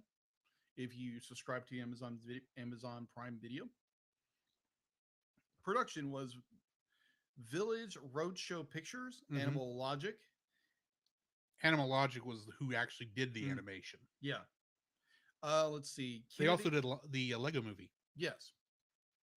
Kennedy Miller Productions and Kingdom Feature Productions, distributed by Warner Brothers. Rating, I think it's a G or a PG. It's probably a PG. Yeah, they for the lyrics probably. Maybe. Be like it is. It has some violence in there, so it's probably a PG. All right. Runtime was 108 minutes. It should have been shorter. Let's be fair. Release date, but originally was on November 17th, 2006 in America, and December 26th, 2008 in Australia. Which kind of makes sense because you have 2 co-stars that are from Australia. Mm-hmm. And it's like, okay, that's cool. It's like, okay, you got 2 Aussies on here. Awesome. Yeah. Let's see. By the way, if you've never heard Hugh Jackman actually talk in his Australian accent, makes You should sense. go check it out. Yeah, agreed. And my wife loves Hugh Jackman. Let's say that. I'm going to emphasize that probably throughout the entire course of the thing. Probably Mhm. not, but I just wanted to bring that up. Anyways, let's see. What is it? Box office. That had a budget of $100 million estimated. Its opening weekend on November 19th, 2016, or 2006, apologies, was $41.5 million. Its domestic gross for the United States, Canada, was $198 million. Mm-hmm. So it made a little bit of money back. It probably didn't garner as much because they're like, if you have $100 million budget and you make less than 200 million, Mm-hmm. How much money did you put in advertising and everything like that to push this film? Yeah. Probably like another 100 million, Probably. probably. So you probably didn't make anything with this film unless we go to the international box office where it made 384.3 million dollars. So it made its money back in overseas markets. Here in the United States, it may have broke even, maybe. Mm-hmm. So we can thank the international markets for Happy Feet 2.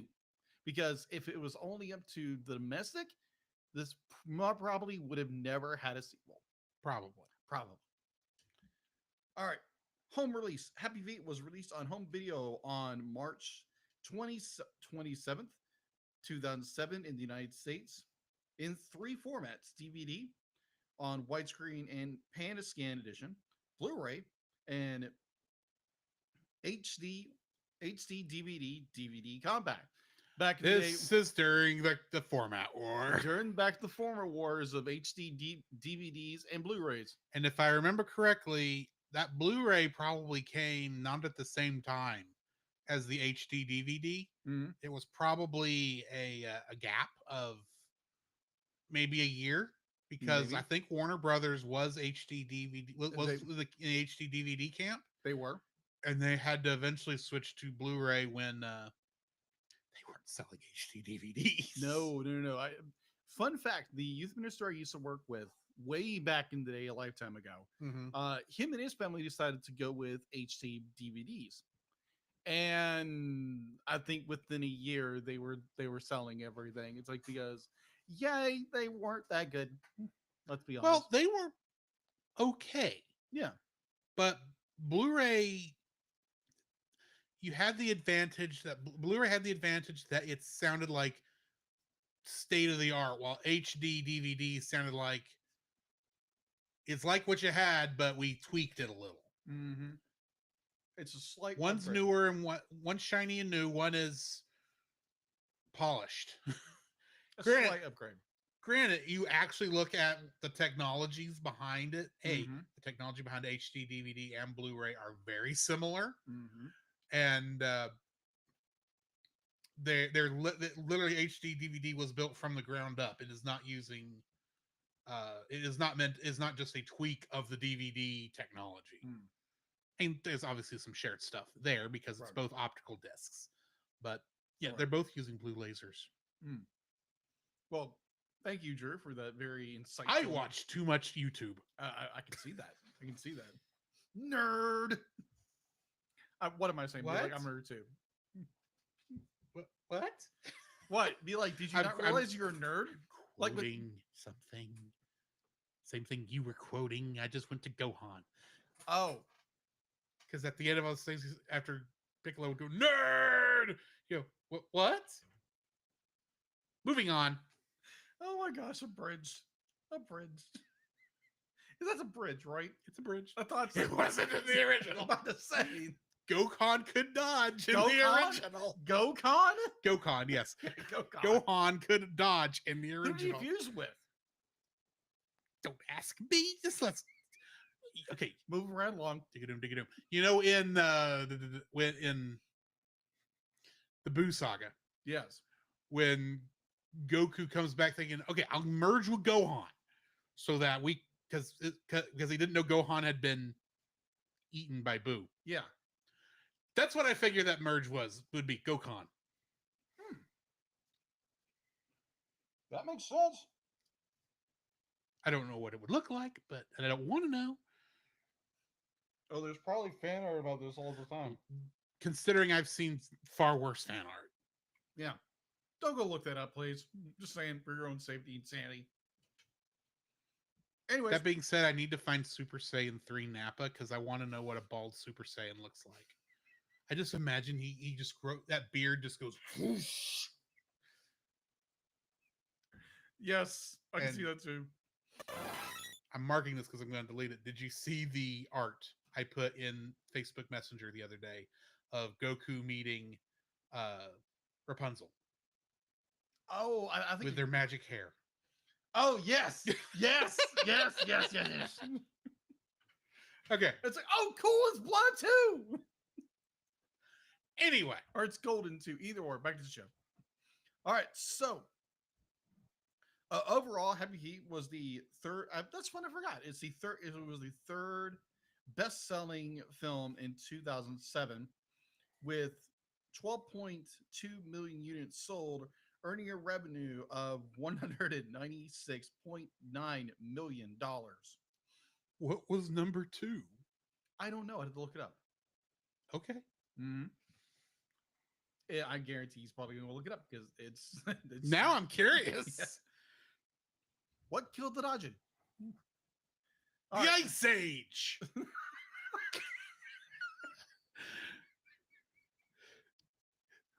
Okay, first off, I'm looking at a different list than you were looking at for 2007 because my list does not even have Happy Feet on it. Oh, really? Well, this is from the notes from Wikipedia. I'm on Wikipedia. Let me check the Happy Feet article. Go look up what is it? Boxofficemojo.com. All right, so among the DVD special features included scenes that were cut from the film, which included Mumbles meeting a blue whale and a albatross, which is pursuing the fishing boat. That make a scene longer and much boring and dull and Right. stupid. The albatross was, oh my gosh, Oh, I see what I was doing. I was looking at 2007, not 2006. yes. The albatross was Steve Irwin's first voice role. Yeah, we're gonna in a get. film We're gonna be bringing him up a lot here in a minute. before This is, yeah, this is the last thing he recorded before he died, yes, and his scene got cut. yeah, the voice. Hold on, before he voiced the elephant seal in the final cut, Mm-hmm. the scene was finished and included in the DVD in Irwin's memory. The scene was done in documentary style, with albatross describing the other animals in the scene, which kind of makes sense. It's Steve Irwin. Right. Okay, This so would be so freaking cool to watch. it is on the top 10 according to of highest grossing films in 2006. Oh, okay, It was number 10. okay. It was followed ahead of it was Superman Returns. Good movie. I think. Superman Returns. Yeah, I enjoyed Brandon Superman. Ruth. Yeah, I like that movie. Okay. Mission Impossible 3. Dun, dun, dun, dun, dun. X-Men: The Last Stand. Eh. Cars. Night at the Museum. Okay. Casino Royale. Yes. Ice Age: The Meltdown. Eh. How is Ice Age: The Meltdown making more money than Casino Royale? I have I'm no clue. sorry. That is wrong. I agree. What the heck? The Da Vinci Code I've heard was good. and Pirates of the Caribbean: Dead Man's Chest. Fair. That was the second one. Okay. That was still a good film. Casino Royale should be above Ice Age: The I- Meltdown. Agreed, because I think we've watched Casino Royale. We did for the other show, Yeah, we did for the other show. If you want to go listen Movie to of the our- Week podcast, Yeah, if you want to go listen to our review of that one, go find that podcast. somewhere. It's somewhere. Yes. It's out there. You can listen to it. I don't think my brother's taken them down yet. I don't think. That sounds like a phone call, but it's your That was this. Yes, I'm aware. But it sounded like a phone call going to Yeah, because you're hearing it through the microphone. exactly, so- exactly. That was the weirdest thing. Be like, probably the audience heard it too, so it sounded like a phone going off, like a modern And- digital phone. And that is why they were on separate tracks. So I Yeah. can find that and fix it. Anyway, you're welcome. It might be on yours now too, but we'll figure that out when we get there. All right, so getting past the albatross, let's see, describing other people and the impact people were having on the environment. Special edition included the DVD of a short from 1936 called "I Love Singa." I love to sing it. I love About to the sing. Moona and the Juna and the Springa. I'll take your word at because I never heard of it. Yes, you have. I probably have. but You've reviewed it. where? When?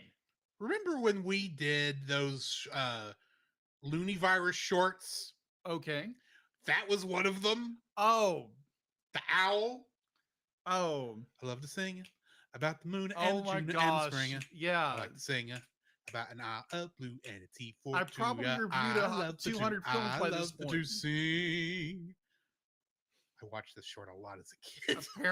Apparently. It was on a VHS that we watched every time we were at me, mom, papa's Oh, house. I did put it in there. I didn't realize I did.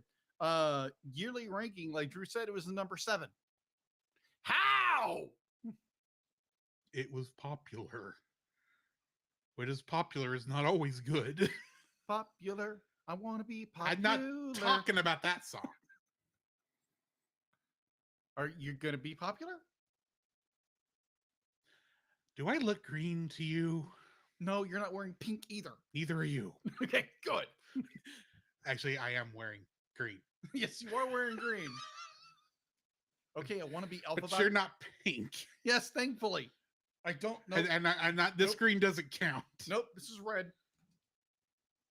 It's more of a maroon, but let's move on. Move around along. Dig a doom, dig a doom. All right, so that is all. Ay, ay, ay. Breathe. USA. All right, so that's all I have for info and stuff. Getting into the summary. Every Ember. Ember? I wish Ember was in this. Emperor Penguin? And Ember, as in the character from Elemental, by the way. That's what I mean. Okay. That movie's going on the list soon, by the way. Burn! Anyway. Burn! Burn, baby, burn! Penguin Inferno. No! Celeste, I know you might be listening to this. I mean, Celeste from Geek Devotions, and I know you love penguins. I'm sorry. You're not going to like this episode. Sorry, Celeste. I didn't realize that, but I'm like, oh my gosh. I was like, oh my gosh, you're talking about penguins burning. It's like, no, the penguins from this movie. The penguins are not the problem. No, it's the No, writing. the fact that the penguins are not the problem. The actors are not the problem. The writing, on the other hand, It's atrocious. Anyway, sorry, let me do this in my best Morgan Freeman, because he did March of the Penguins, which came out a year before this. Gee, I wonder why they did this. Every emperor penguin attracts a mate by singing a unique heart song. If the male penguin's heart song matches the female song, the two penguins mate. Norma Jean, a female penguin, falls for Memphis, a male penguin, and they become mates. They lay an egg, which Memphis cares for while Norma Jean leaves with the other females to fish. Not quite. While the males struggle through the harsh winter, Memphis briefly drops the egg. The resulting chick Mumble is unable to sing, but can tap dance. Nevertheless, he is enamored with Gloria, a female penguin who is regarded as the most talented of her age. No wonder he's special. One day, Mumble encounters a group of hostile Skua with a leader who is tagged with a yellow band, which he says is from an alien abduction. Aliens.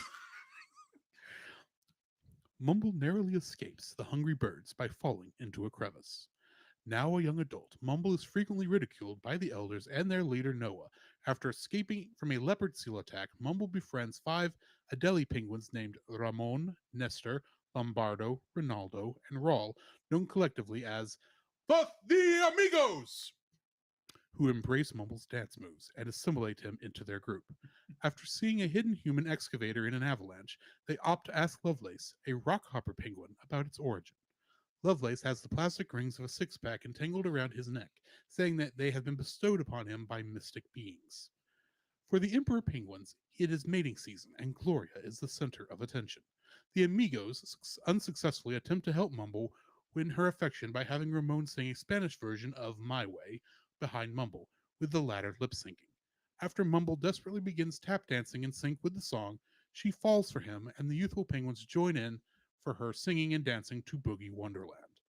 The elders are appalled by Mumble's conduct, which they see as the reason for their lean fishing season. Memphis begs Mumble to stop dancing for his own sake, but when Mumble refuses, he is exiled. Mumble and the Amigos return to Lovelace, only to find him being choked by the plastic rings. Lovelace confesses they were snagged on him while swimming off the forbidden shores, beyond the land of the elephant seals.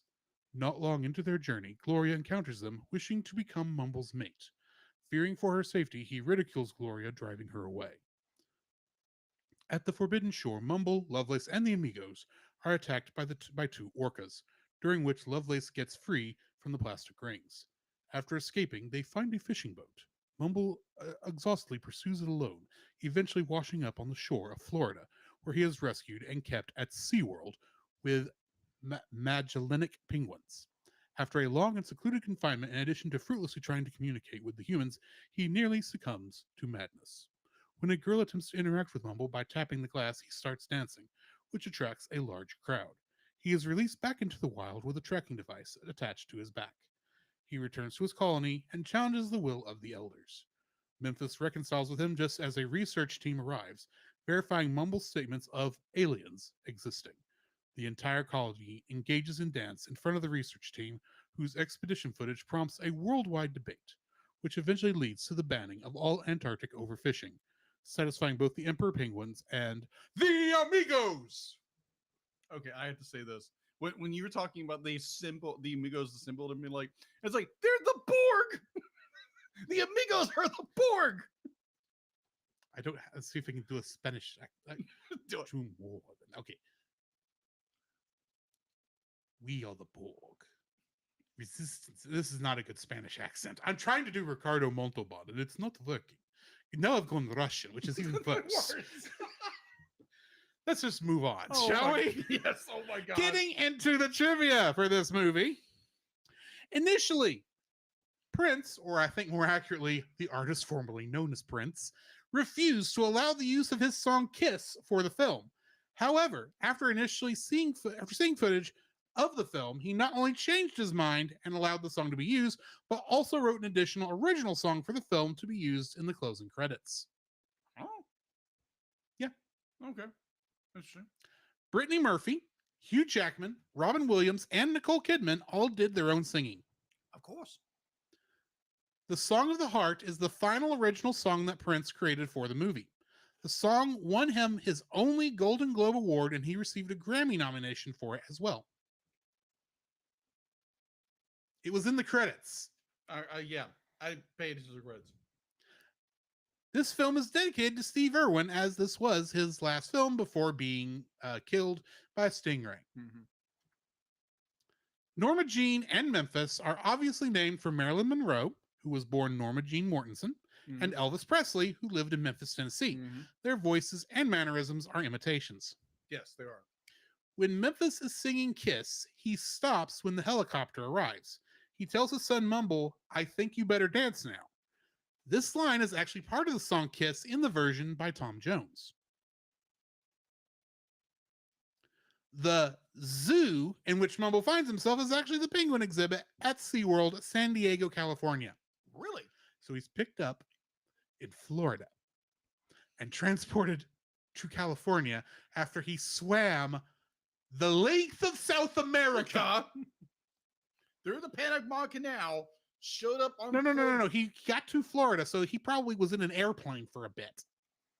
I'm guessing. Or maybe they shipped him in a train. They shipped him across Penguin train. I need this movie. and he's passed out the entire time. They probably drugged him once they picked him up. So okay, so here is my scenario when he's in the middle of the ocean. The question is, how did he get back? Because we saw him come back down the Atlantic Ocean. Exactly how? Did they drop him off? Did they know exactly where he's from? We'll get to it. Well, I got one more piece of trivia. Fine. Lovelace tells the orcas, "Be gone, demon fish!" Which is interesting because in Latin, the killer whale is Orcinus orca, meaning whale of the underworld Yeah. or demon whale. Yeah. And it's not a whale. It's an orca. It's a different animal. It's a different animal. It's not actually a whale. So, And killer whale. Jacob, Yes. I know that you're ready to rip this film a new one, but Mm. we need to temper those expectations agreed. first. Agreed. And Like, talk I'm about fully the aware of things this. we like. So, what is your first like for this film? My first like of this film is actually animation. The animation is done very well. It's very done. Oh my gosh, professionally done. It's so well, like the. I want to call them seals, but they're not seals. They're penguins. The penguins kind of look like penguins. They look like penguins, but they all look like. I mean, they're cutified. they're cute. Yeah, cutified. That's the only way I know how to put it. I mean, penguins Right. are generally cute in and of themselves, Right. but they definitely made them more plushy. Yes. So, like, the animation in this movie is, rock solid. It's good. Like, the environments are good. The character designs are good-ish. To me, I don't like this movie, but I enjoy the animation for what it is. It's really, really well done. And like once you get to the elephant seals, be like, okay, that Mhm. was interesting. It was kind of disgusting, but it was good. And then I heard Robin Williams and Talking to Robin Williams. talking to Robin Williams, and then I heard a voice. I was like, wait a minute, I recognize that voice. And then we used to be like, oh, Steve Irwin. That's freaking Steve Irwin. the crocodile hunter. Yeah, exactly. It's like I miss Steve Irwin. You know, he was in another film, The Crocodile Hunter. Yeah, movie. I saw that. I saw it in theaters. Oh my. It was not a great film, but No, it it was was- fun. It was fun. I agree. We rented it at home. I was like, oh It's my the gosh. only time I've ever watched a movie in a theater, modern day, and it had 4x3 for like half the film because it was shot on with television cameras, or part of it was. Oh, okay. I did not. Oh yeah, that makes sense now. The parts with the actors Yeah, those were shot with widescreen, but a lot of this was footage they already had, where they shot for they show. shot for the show, and then they decided to turn it into a movie. Yeah. Hold on one second. Gotta fill the agua up, and plus, You left that here from last I week. did. It was just like thank you because I'm thirsty.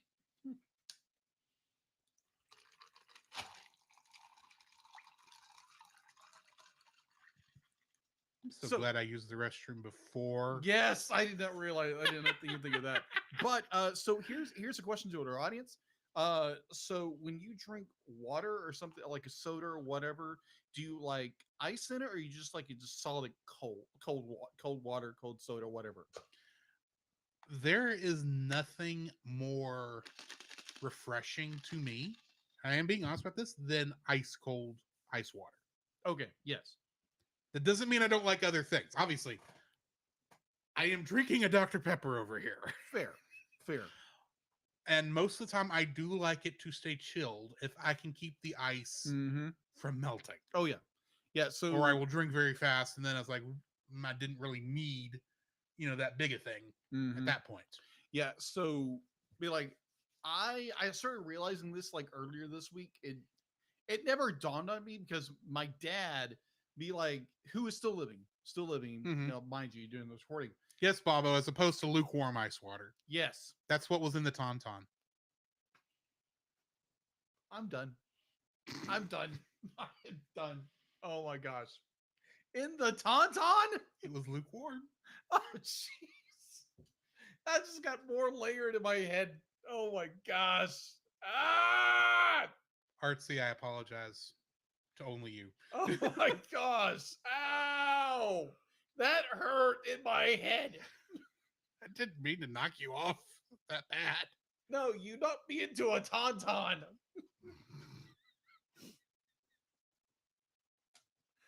It's like my brain would I go literal half the time. Oh, it's lukewarm water, not like Luke Skywalker warm. It's like dump. See, Artsy, I was just thinking the Tauntaun would have been moist because it was alive, and so it's made out of the moistest water, and it's lukewarm because it kept lukewarm. I'm not saying it was a good visual. Oh my gosh. Oh my gosh. Okay. Back on track. Back on track. Where was I? Where was I? And animation was what you were talking about. Oh yeah, we were talking about water, and but like my dad loves ice cold water. Yeah, that's what yeah. we grew up with, and I started realizing me like my wife, my beloved wife, likes just cold water. And for the longest time, I was like, why in the world is there all ice? It makes no sense to me because I grew up with ice water. Yeah. So be like it's a different contrast because it's more. It's like, oh, just get a bottle of water, but it's not, doesn't have ice in it. Or it's be like she likes chilled water, and it's okay. That's cool. Be like, that's her. Yeah. Be like, She likes it cool, doesn't like it cold. Yes, I Now- love cold water. Now that being said, when I say I like really good ice cold ice water, Mhm. it's definitely after you've sweated down a t-shirt doing Yes. something Uh-huh. and you are hot and you are exhausted and you need to sit under a fan for a minute And stretch. and you stretch and you refresh yourself with a nice ice cold glass of water Mhm. that you sip. You do not guzzle because Yes. you will kill yourself Yes, if you you will. guzzle. Yes. You sip, You will and puke that out you in a second. You sip it and let the coolness flow down your throat Yes. and into your being. You are most welcome, patrons. This has been the Zen of ice water. The Zen? I don't know. I was kind of thinking like the way I'm describing it. It's like, You are describing this it is as- how your katra is flowing through your veins or whatever. What are we, Vulcans? I couldn't think of the word, okay? I don't know what I can't think of what the energy is. Chi. Chi was the word I couldn't think of. I was just, I came up with the first mystical sounding word that made sense to me and prayed nobody would call me on it. Least of all you, who I didn't think would have heard, who would have I caught watched the word. the movies, dude. I know, but I didn't figure Contra would have been stuck in your head and you knew what it was. Star Trek 3. You'd have just known, oh, Vulcan soul. Let's move on. Hey, it is refreshing for your soul. Artsy, I hope you're enjoying clipping all this. You're not kidding. Thank you. Appreciate it. This is gonna be a lot of freaking funny content. And plus, be like, if you want to get the full thing, go to patreon.com. Well, and the patrons are probably getting most of this. Oh, now yeah, that I'm you're going right. to hit that button. Yes. Oh my. All right. You're welcome, Marchand. He's But- the only one getting the paying for the tier that gets the uncut content because most of our people are at $1. Oh, okay. Well, that's awesome. That's cool. We love that you appreciate us. Yes, agreed. So, be like, I like the animation of the movie. It's well done. It's very well executed, and it's a breath of fresh air or a Ice nice cold cold glass cup of water. What's your number? What's your first like of this film? If you have one. I have likes for this film, and I'm going to kind of jump off of where you were with the art style. Okay. I know you say you don't like it that much, but one of the things I thought, Oh, the art style's fine. well, I mean, there were some aspects of it you didn't like, That's but cool. the cute, excuse me, the cutesiness of the penguins and such. They really weren't cute. That just said that's what they were going for. Mm. But what I thought was interesting about this is because they were trying to keep that balance of realistic and cute. When you had the footage that was cut in of the live action humans, Oh yeah, because all the humans were live they action, were live action. Agreed.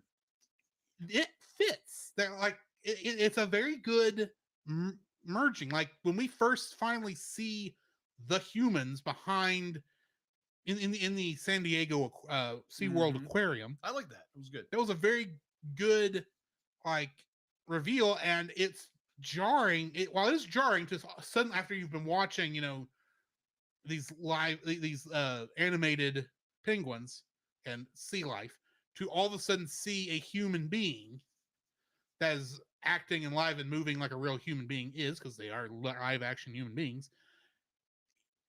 It's jarring in a good way because you aren't expecting to see it, and so especially with the way the light hits it, because it is in the aquarium, it is green where the humans are, so it's like you're in an alien spacecraft I can see because that. Mumble has been abducted by the aliens who helped build the pyramids, technically, Because because they're humans. Or humans. Human. Humans. As what people think dogs think humans are. Humans. I was saying humans like the Ferengi in Star Trek, but moving on. Oh, okay. Everything Star Trek Eventually, or Star Wars. that too. Anyway, it works is what I'm trying to get at. Contra. So that when you shush, when you And granted, I think it's in the final scene where they're showing the humans like watching the emperor penguins dance. Yes. It's a little like stupid. I personally think it's a little stupid to show that part. It's like, Oh, and especially the idiot who falls over. that was kind of funny. It was funny. It was not planned. You could tell it's not planned, No, it's not. but you could also tell that these people are not standing in Antarctica. They're they are sweating underneath those huge North Face parkas in California. You can tell that's what's happening. Because there's just a certain aspect of the air that of heat you can kind of see. But either way, it still matches to a degree. It does. And I appreciate enough about this art style that yes, there's they've tried to inject some magical realism Mhm. into this, Agreed. and so it's nice that it still connects into the real world Mhm. or the live action world. We'll say it's not the Mm. real world, the live action world of the humans, and it actually looks like it's still in motif with each other, unlike some other alien movies that we have seen where it looks like not. Agreed. I'm thinking back to a movie from Bad Movie Month of last year that took place on Mars. Oh, good night. Yeah, I was thinking the exact same thing. It's a Disney film. Moving on. Moving right along. Dig-a-doom, dig-a-doom. What's your second like? My second like is in the same vein of yours. The interaction with the live action humans, I thought was very clever because it was very jarring. Like you said, it was very Mhm. jarring at the first. It was like, wait, that's not CGI. Definitely 2006. That's way too realistic. It's a real human. Mm-hmm. It's a real human girl. And I was like, okay, this is going to look really cool or really, really dumb, really, really fast, Depending on what they do. depending on what they do. And thankfully, it's kept to a minimum. It is kept to a minimum. There is the large aspect where it's the globe of humanity is debating this, and it's Mhm. intercutting with I don't want to live in a world without penguins. dumb penguins dancing. I'm just saying, I hate that line from that montage stuck out badly. Oh yeah, you're not be like, yeah. I think most people would be like, penguin salad, anybody? Dumb. No, not that, No. maybe, but so like, No.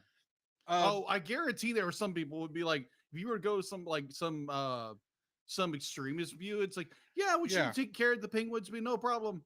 Penguin soup, anybody? I'm just saying it would have been funny since Warner Brothers owns it. You just have a quick jump cut of Burgess Meredith walking down a hall in a top hat and his umbrella going wah, wah, wah. Yes, yes, thank you. That, oh my gosh, they should intercut that. Yes, Warner Bros. Oh, wait a minute. Better yet, one of the amigos. Just have take out two of the amigos, but replace them with just like with Burgess Meredith and Danny DeVito just saying random lines from Batman. Would Burgess So they're have been alive at that point? I don't know. Anyways, be like, yeah, that. I don't think he had died yet by 2006. I I think it don't- was much later, but he definitely could not have pulled off the penguin voice by No. that time. But yeah. I still would have preferred it. Yeah. Or better yet, I think it was. I think it was more the role. guy from Batman the Animated Series that plays Penguin. That's Oh! they wrote all the music for the original Muppet movie. Oh, Can't think of his name. Yeah, he's I'm a drawing pop artist from the 70s. good question. I don't know. Keep talking. Yes, talk. Whack, whack, No, no. whack, whack, whack. Continue with your like. Yes, I do like the fusion between live action and CG in a 3D environments. The definitely when Mumbles or Happy Feet realizes he's in this massive enclosure and people are watching him, and he starts dancing. And it's like, okay, that's cool. And it's like, okay, that's interesting. And you start and then you have the interaction with the explorers, which is like, okay, explorers in 2006 haven't discovered this thing of penguins already. Paul Williams. Paul Williams. Just have Paul Williams do his thing, talking to Danny DeVito on the on there. It's like, that would have Yes. been funny. That would have been funny. Be like, Own the Penguin, the character, Warner Yes. Brothers. Use him in your Penguin movie maybe as a like- cameo.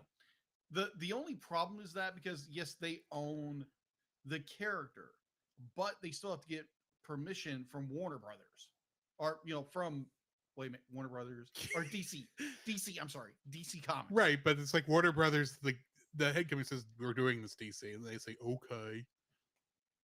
Okay, fine. Here's our We'll- character. we'll do Be the- gentle to our penguin. Pen would have been better. Anyway, Anyways, so yeah, I do enjoy.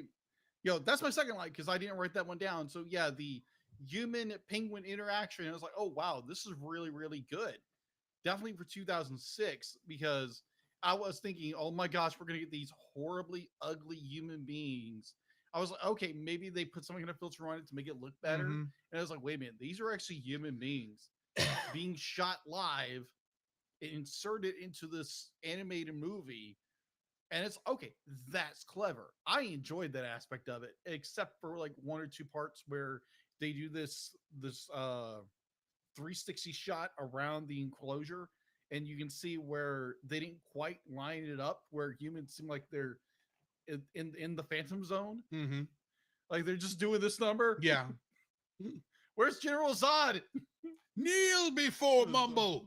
Oh my gosh. No. Where's Sorry, Pin? I said that wrong. Kneel before Lovelace. He wasn't there, but moving on. No, he wasn't. Oh my gosh. Anyway, that's my second like. What's your So I'm not the biggest fan of jukebox musicals No. because in a lot of cases, no one's writing original. Prince technically did write an original song for this, but you're just like taking what was popular on the radio, throwing it on into your movie, having characters sing it, and sometimes it works, sometimes it doesn't. The way they do it here, where they are actively mixing like two songs into one, like the very first of this, where you're hearing like the different parts coming in, and yet because you're hearing all the hard songs from Mating Season that will lead to Mumble's birth, and how they intercutted an Elvis Presley song with I can't think of the other song, but they intercut it to where they actually work together. Thought, okay, this is done well, and they do that throughout the whole film. So yeah, the act while that no one wrote an original song except for Prince for this film, the way they intercut and performed all these, even the changing of a couple words to make them more penguin centric, I thought worked very well. And would have worked better in a better written film. But either way, I did think they did a good job with the pre-made music in interweaving it into the story Okay. and into each other. Agreed. What's your So, third like? My third like would be the seal attack. 'Cause- I absolutely love that scene. It wasn't the fact to be like, oh my gosh, Mumble's gonna get eaten. But a part of me was really wishing he would have got eaten. Mhm. I know it's terrible for those who love seals or Love our penguins. penguins. Our penguins. Be like, you love penguins. I get that. Some people do. I personally not a big fan. I'm more of an otter guy. I like otters. Fair. But or I like fox, cats. or foxes. Foxes are cool. I love foxes. Are cool. Mm-hmm. But get on tangents a little and like either or. That entire scene is shot so incredibly well. The fact to be like you have Mumble who is having to traverse throughout the ice trying to avoid this very dangerous seal who's going to eat him. Mm-hmm. Which in some ways I really wish he would have eaten him. The shorter story. Better can't apologize for seal fans. Penguin fans. Penguin fans. Sorry. I apologize. Minor difference. Minor nuance. Penguin, seal, arp, arp, arp, arp. Nom, nom, nom, fish. They both eat fish. Anyways, Mila, I do enjoy that scene. Send all your and- hate mail to like an artist. at gmail.com. Oh, I just think of throw it onto your Twitch or your Twitter, Mm. your Facebook, whatever it is. Instagram. Instagram, there we go. Go send all your hate mail to his Instagram. But yeah, so I did enjoy that scene. It was shot beautifully, the choreography and everything. How Mumble has to just like dodge and weave and Mhm. go underneath, and like the use of the camera, the use of perspective was so well done. I Mhm. was like floored. I was, oh my gosh, this is gorgeous. It was it was a breath of fresh air in this very odd movie. Yeah. And it was like, oh my gosh, you got this cool scene. Where's more of this in this film? Sadly, there isn't. But in this moment, I was like, oh my gosh, I'm liking this. Mm-hmm. Can we have more of this? Can we have more where it's the SEALs are going after Mumble, or it's like the SEALs are the big baddies of the movie? Let's inject more action into the film. Yeah, make it a not less boring movie. Anyways, I'm trying to tee up the I don't like this film, but We'll get to that. We'll get into that in a minute. But my third like is the SEAL escape or attack Mm-hmm. from the very hungry sea lion.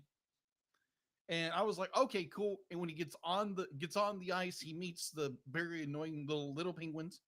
And The amigos. yeah, the amigos. The amigos. Oh, okay. Because they're Spanish. Yes. You do know what I'm referencing when I Yeah, say it. Three The Amigos. amigos. Okay. Yeah, I wanted to make I'm sure. aware. I watched it when I was a very young child. I don't remember much of it, but I do remember it.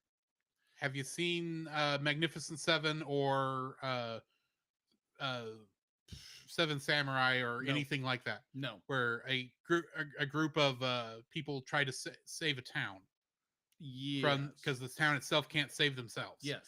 That is the Three Amigos, but told comically. Yeah. Oh, I remember. I remember the film. I just don't remember very clearly. Right. I remember. Oh yeah, three goofy guys in sombreros. Yeah. Yeah. Either or. I enjoyed the mess out of the SEAL attack. I thought it was a fantastic, like the cinematography, the coordination, the angles, everything. I'm like, wow, this is incredible, and a very boring movie. Mm-hmm. I enjoyed the mess out of that. So yes, my third like is SEAL attack. And for a bonus, I really wish that SEAL would have eaten him. What's your third like? So for 2006, and I am saying that to help put it in perspective. We've talked about before how the hardest thing that computer animation has to deal with are particle effects, namely, in this case, fur and water, and how fur and water interact with each other. Yes. It is actually done fairly well Agreed. in this Agreed. film, to the point where it's like the way the light reflects through the water in different scenes is beautiful when it's supposed to be beautiful, and it's dark and dank and depressing when you're the closer you get to Florida, like it's supposed to. Take that for what it's worth. Just saying, the Bermuda Triangle is there for a reason. He swam into the Bermuda Triangle. Did you catch that? He swam to Miami, which is at the tip of the Bermuda Triangle. Which I'm trying to figure out how. We'll get to that in dislikes, but with the eeriness of the lighting in the aquarium tank. Oh yeah. Yeah, it was Gorgeous. nice and off-putting in that way. The fact that the way they did it in such a way where like you can tell that the mountains in that tank aren't real, but at the same time you're kind of looking at it and going, those look good for what they are. And then, like I said, you got the lighting and the light during the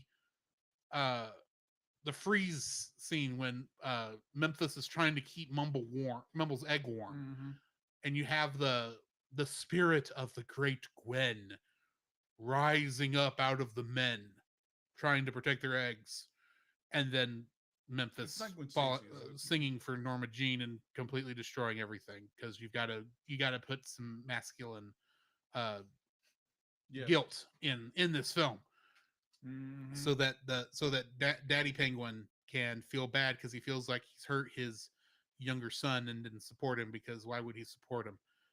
It's almost like we're preaching. I mean, moving on. A little. We get to that. But the lighting of those things in that scene, I thought were done very well, and lighting is part of this particle issue. Okay. And the water all looks good. The fur, the snow, when it's there. The particle effects for 2006 are done very well. They are. And I'm saying that specifically because we are still 7 years out from Frozen. And Frozen will perfect snow related visuals in animation. Yes. You say what you want about the movie Frozen. I'm not a big fan of it myself, but the snow looks correct there.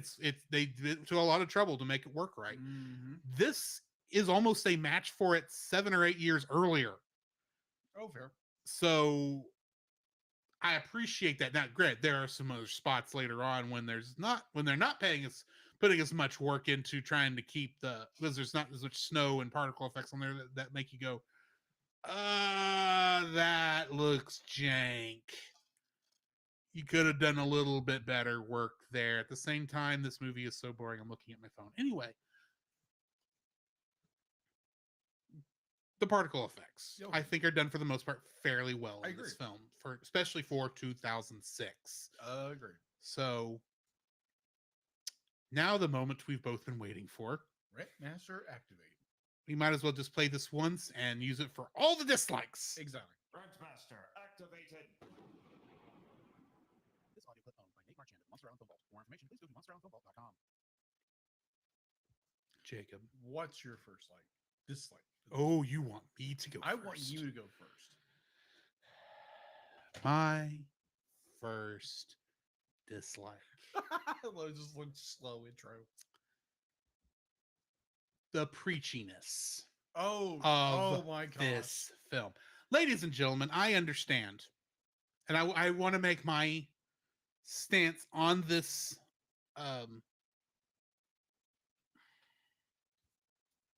I want to make my stance clear when it comes to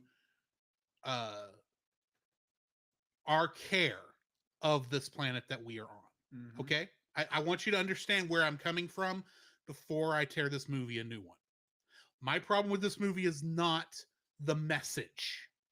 Okay? As a Christian, it is my belief that we are supposed to be good stewards of all that God has given us, which includes the planet we live on. If we are aware of overfishing in Antarctica, which it can be made to a degree that the humans were not aware in this film, Mhm.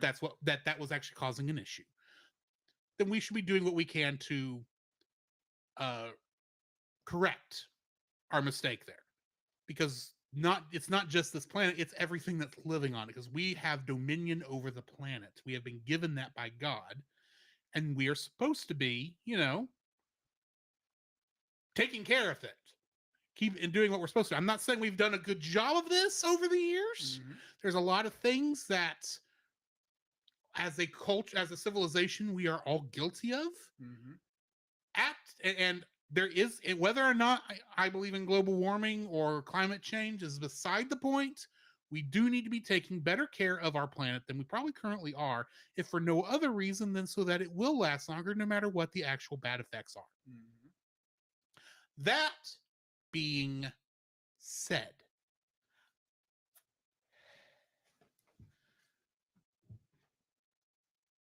I am not a 5-year-old. Granted, this movie was made, I think, for about 7 or 8-year-olds. I think is about the age range we're aiming for. But they are very much hammering on we, the humans, are the problem. We are the ones that are overfishing. If we don't fix it, the penguins will die, children. We must do our best. Children, it is our fault that these cute, cuddly, because this is what they're thinking, cute, cuddly penguins are going to die because we had to overfish this area. We are polluting the oceans. We are the most evil creatures that have existed on this planet. Ladies and gentlemen, while we are sinners, all of us are sinners, and we've all sinned and fallen short of the glory of God. Relatively, we're not that bad. We are not, it's not good enough to get us into heaven, but let's face it, very few of us are as bad as Adolf Hitler. That's true. I'm not saying that as a judgment against anybody, but let's be honest. Not most of us are not evil. We are evil I know some theology people will fight me over this. Get what I'm saying. Listen to what I'm saying, not what you're hearing. You know what I mean by that. Mm-hmm. I can think of one person. I do not. Grant, I believe we should be taking better care of our planet. If the penguins are in trouble and we can fix it, I think we should. Especially if it's something that but in most cases, us correcting it seems to cause more problems than if we just let it alone and let it correct itself. Besides the point, I don't think in the preaching of your message, you should be trying to villainize the people listening so that they will try to be better and try to scare them into being good. That's true. And that's what this movie is doing, because the penguins are presented as these cute, cuddly little creatures. The birds that even the birds that attack Mumble in the beginning and when he's a kid, they are kind of given this cuteness to them. This look at these cool animals, and yeah, they're doing all this thing because that's natural. Even the elephant seals are very they're not cute in it necessarily, but they're not. Characteristic. There is a washness, except for the humans. There is a sheen of cuteness kind of washed over the whole film, so that even the uglier creatures by our aesthetics they're not cute and cuddly per se, but they're magical. That's probably the closest word I'm looking for is magical. Okay. It's not exactness because I don't really have a good description for it, but it's like all these creatures, they're going to die because of us. And if you don't fix the problem, young children, and try to be good little scientists and good little environmentalists primarily, it is going to be your fault that all the penguins and all the seals and all the other animals are going to die. I'm sorry. That's not what I need for a kid's movie. You want to preach to me? You want to deliver me a message that we need to be taking better care of our planet? Be subtle! That's my problem. The preachiness isn't subtle. That's all I ask. Be subtle. You can be there, get me to understand what you're trying to get at with a good story. Because that's the other issue I'm gonna talk about in a minute. But yeah, the preachiness in this is not subtle in the slightest, and it's hitting you over the head with a 19-pound sledgehammer every time, because every second's like, oh look, there's a 6-pack container around Lovelace's neck that he thinks is there from the Mystics, and it's actually choking him. You know, it wasn't choking him in the earlier scene. Why is that? Yeah. He was wrapped around his neck then. Did he somehow get fatter? He doesn't look fatter. Why did it take 6 months for it to choke him?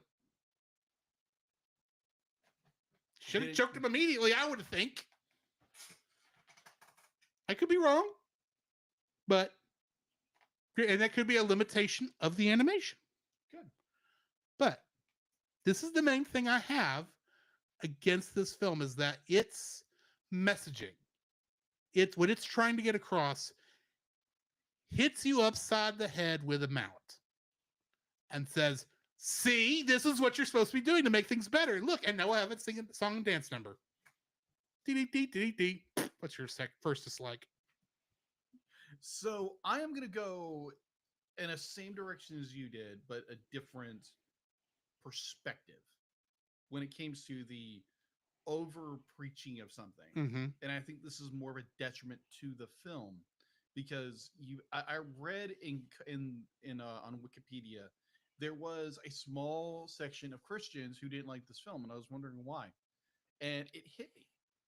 It's not the environmental because it does hit you over the head with a hammer. Mhm.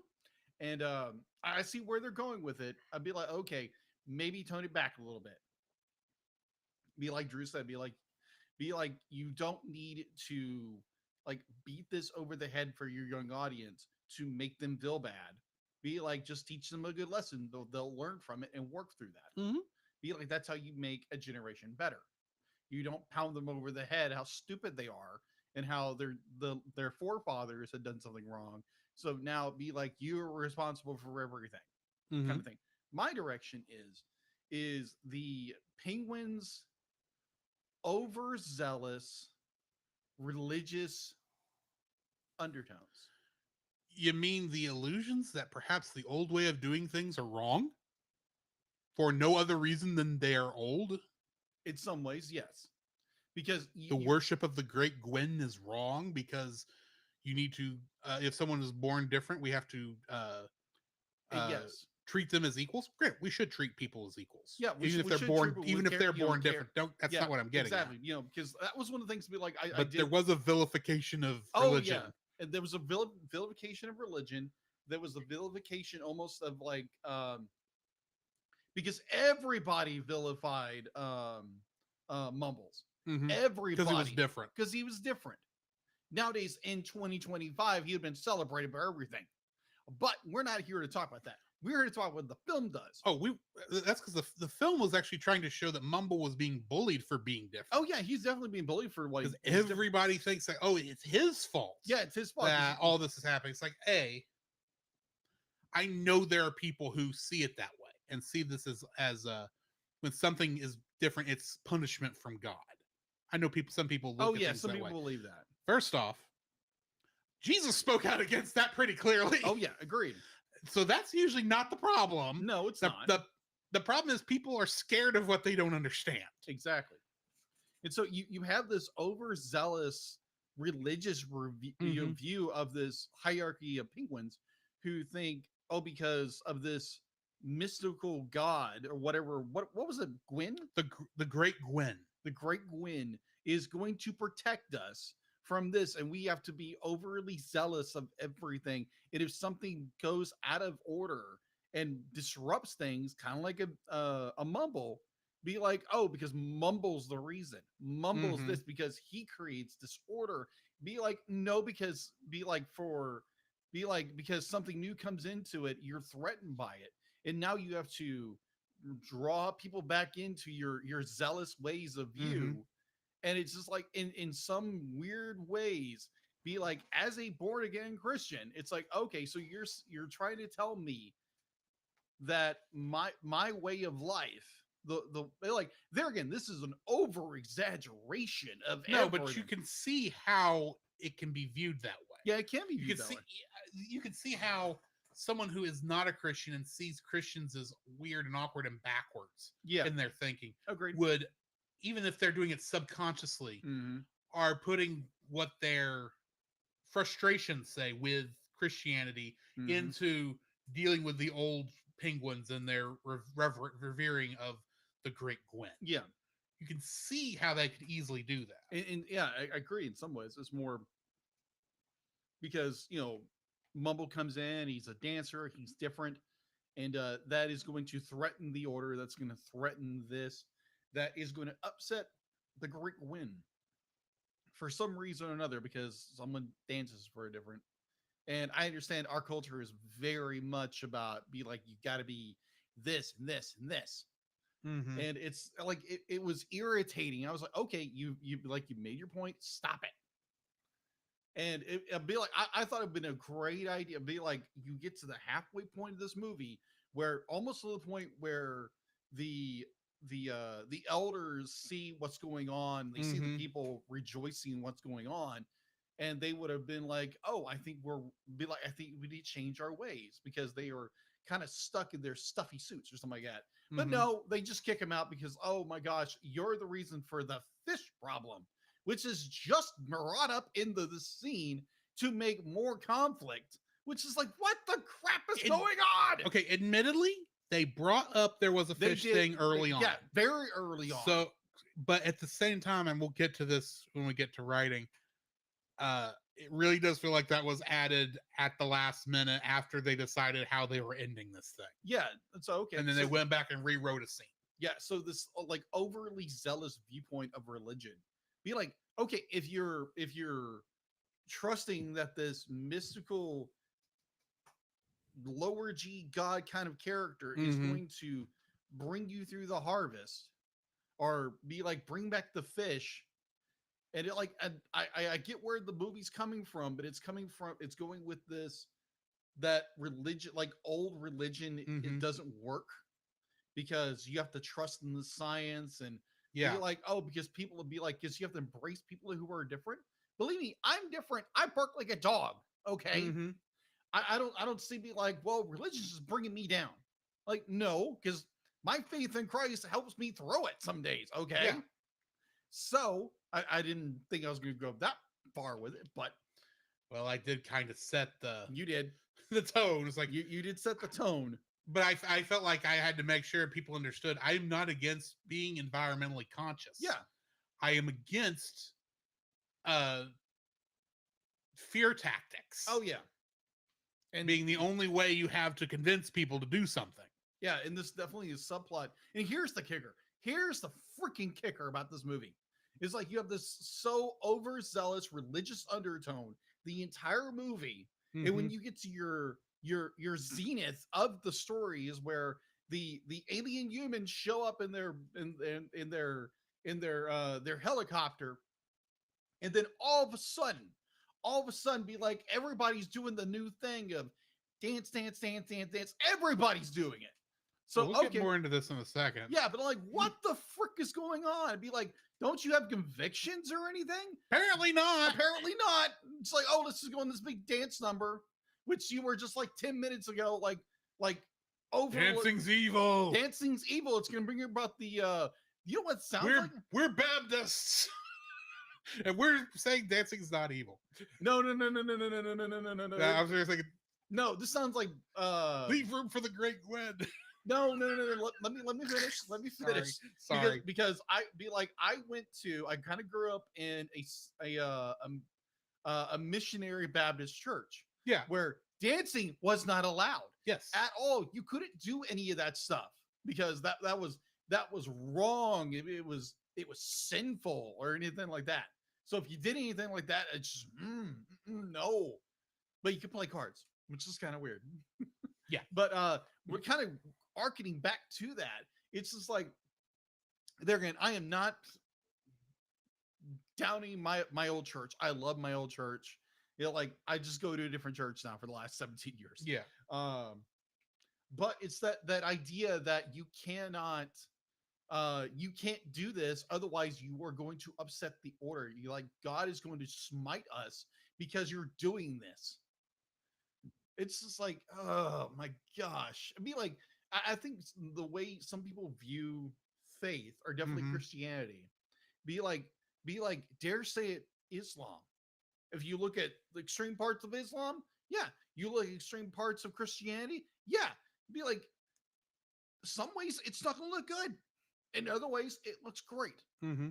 So if you just plug this idea that religion is terrible and it's controlling, and all it is, it just subjugates people, and be like, you don't have an identity, you have to submit to everything, to whatever, quote unquote, your preacher says. Be like, you're not a religion, it's called a cult. And that is the problem, is that this is not a religion, it's a cult. Because a real religion, even the more even the religions we disagree with, Yeah. they do kind of ask you to make these decisions for yourself, that you will believe what's being said. Mm-hmm. If someone asks you to believe something blindly, Mm-hmm. and they have nothing then you are then you need to start questioning. Really, you should be questioning everything Yeah. because if it's going to hold up, that's true. That's Mm. truth. Truth will hold up. Everything else will burn away when you question it. exactly. At least that's how I see things. Yeah, agreed. It's like, yeah, it's just the overly zealous religious viewpoint that kind of points to like, be like, oh, because religion's just terrible, and so Mhm. we just need to embrace this new thing. It's like you realize new things. Be like, sometimes the old things are still good. Like, even though be like people might view them in a terrible way, they're still good because be like you take the whole span Yeah. of Judaism, you take the whole span of Christianity, the whole 2,000 years of it. You know, like, yeah, there might have been some really, really bad points, but the fact that when Christ died for us and died for our sins and was rose again the third day to be victorious Mhm. over death, where do you think people got the hope from? It's because from that. Yeah. And so to use this hyper zealous viewpoint of religion, Mhm. it just puts a bad view on religion. And for me, it's just like that it's kind of hurt. I was like, wow, okay. And I know people who think, oh, religion is just terrible. It's a hierarchy. It's a Yeah. it's a matriarch. It's a Patriarchy, patriarchy. It's like, because us men are evil. yeah, apparently. But I know that's not exactly what y'all say, but this is how it comes across. to some people, Yes. not everybody, some people. But yeah, it's just be like that was very disturbing. And at the very end, they're all dancing. It's okay. So Mhm. you just be like, oh, because this is gonna get our way, and that kind of stuff, like new age thing with progressivism and that kind of stuff. What Christianity, progressive Christianity. No, you're worshiping the world. So kind of coming off that, I'm gonna start at this from a more pragmatic point of view before I jump into the more esoteric. Go ahead. So, first off, you chose dancing as how this penguin was going to be different. Mm-hmm. You decided to make this penguin an emperor penguin, which is not exactly known for flexibility, Mm-hmm. at least in generally the way it looks. And I don't know how actual emperor penguins are because I've not watched March of the Penguins or anything else of that. I've not even seen a penguin in real life, I don't think. Mm. But They don't move. They kind of just do this. yeah, they waddle. They're They known waddle. for waddling. And you decide to make him a tap dancer. Because, Grant, that's the best penguins I could probably do. But the problem is, He's tap dancing in a suit. no. You can do tap dancing in a suit. That's the point. The problem is, they didn't animate it very well. Half the time when it's focused in on his feet while he's doing the fast tapping, you can barely see any movement at all. Because he can't lift his foot that high. Even if he does, because he's doing the fast tapping, it's hard to even see he's actually doing anything. Half the time, it doesn't even feel like they were animating to the sounds of the actual tap. So, for the most part, until he actually gets into a beat, like usually getting into it good. I mean, yeah, at the beginning when he's first starting, it's a lot of he's standing still mostly and then doing the tapping. It's not very convincing. Okay. That's what he's doing. Now, granted, you get into the wilder dance moves later on. Mm-hmm. As by wilder, I mean just they're more moving more often. Yeah, that's more clean the scene. But most of the other time, like when you actually see people tap dance, there's a lot more movement in the legs that the penguin I don't think is actually capable of. Mm. And so I think part of my issue is I don't think the penguins even have the ability to move their feet in a way that even in this art style can be seen as actual tap dancing, because they went with tap dancing to start this because that's the easiest way you could show this thing. Mm-hmm. And it just does not visually look good. Now, like you were saying about at the end of this movie, when the aliens show up and they all decide, well, now we're all going to dance. A, they were against dancing up until about 2 seconds ago. Right? Mm-hmm. And now they have perfectly choreographed dance moves. All in sync. All in sync. They've not rehearsed. They're all singing bye, bye, bye. They're all... That would have been better. My wife would have liked it better. They're all moving back and forth. It's this deeply choreographed thing. If this were... Granted, I know you're thinking... Because I was about to say musical logic. Of course they all can pull this dance off. Because that's how it would have worked in a musical. Look, I can't believe that. You can say that, but you're not going to do that on the first try, because this has they are having to show that Mumble is not to the humans, that Mumble is not the oddball, that this is something from his culture, for lack of a better term. And that's what they're showing the humans. Otherwise, what makes it special? It's just one, you're not going to convince people to it's not going to go viral. It'll go viral, but it won't go as viral as, say, the entire Penguin troupe. And then how does the entire Penguins know that it was Mumble's dancing that actually got them to come down there? Sure, it showed he was odd, but they're not necessarily there to find the penguins. They're there to see, oh, is this a disease that's making all these penguins unnaturally dance? I don't know. I may be reading too much into it, but at the same time, there's a lot of assumption that we're just supposed to go with, especially the fact that they're able to all do this with none of them having danced before in their lives. I say that knowing there was some dancing in some of the musical numbers, but you know what I mean. Sure, as them all having music lessons, they're all going to understand rhythm and timing and such like that, but that does not automatically translate into dance moves of any kind. I say that as someone who can sing fairly well, and I can't dance to save my life. And the only person they show not being able to dance very well is Noah, the leader of the old penguins, the preacher penguin, for lack of a better term. And that's played more for laughs than anything else. And then, like you said, this is all cult material. They gave into this really quick. They did. Not just the cult of the Great Gwen. It's like, now that the Great Gwen is shown to be, or at least thought to be false to them, because the aliens are here now they're worshiping the aliens. Gee, that's a really flippant belief system. Mm-hmm. Yeah, give up on the great penguin who shall protect us in the cold of winter to aliens. They're seeing us, and now they're going to somehow save all the fish. Mm-hmm.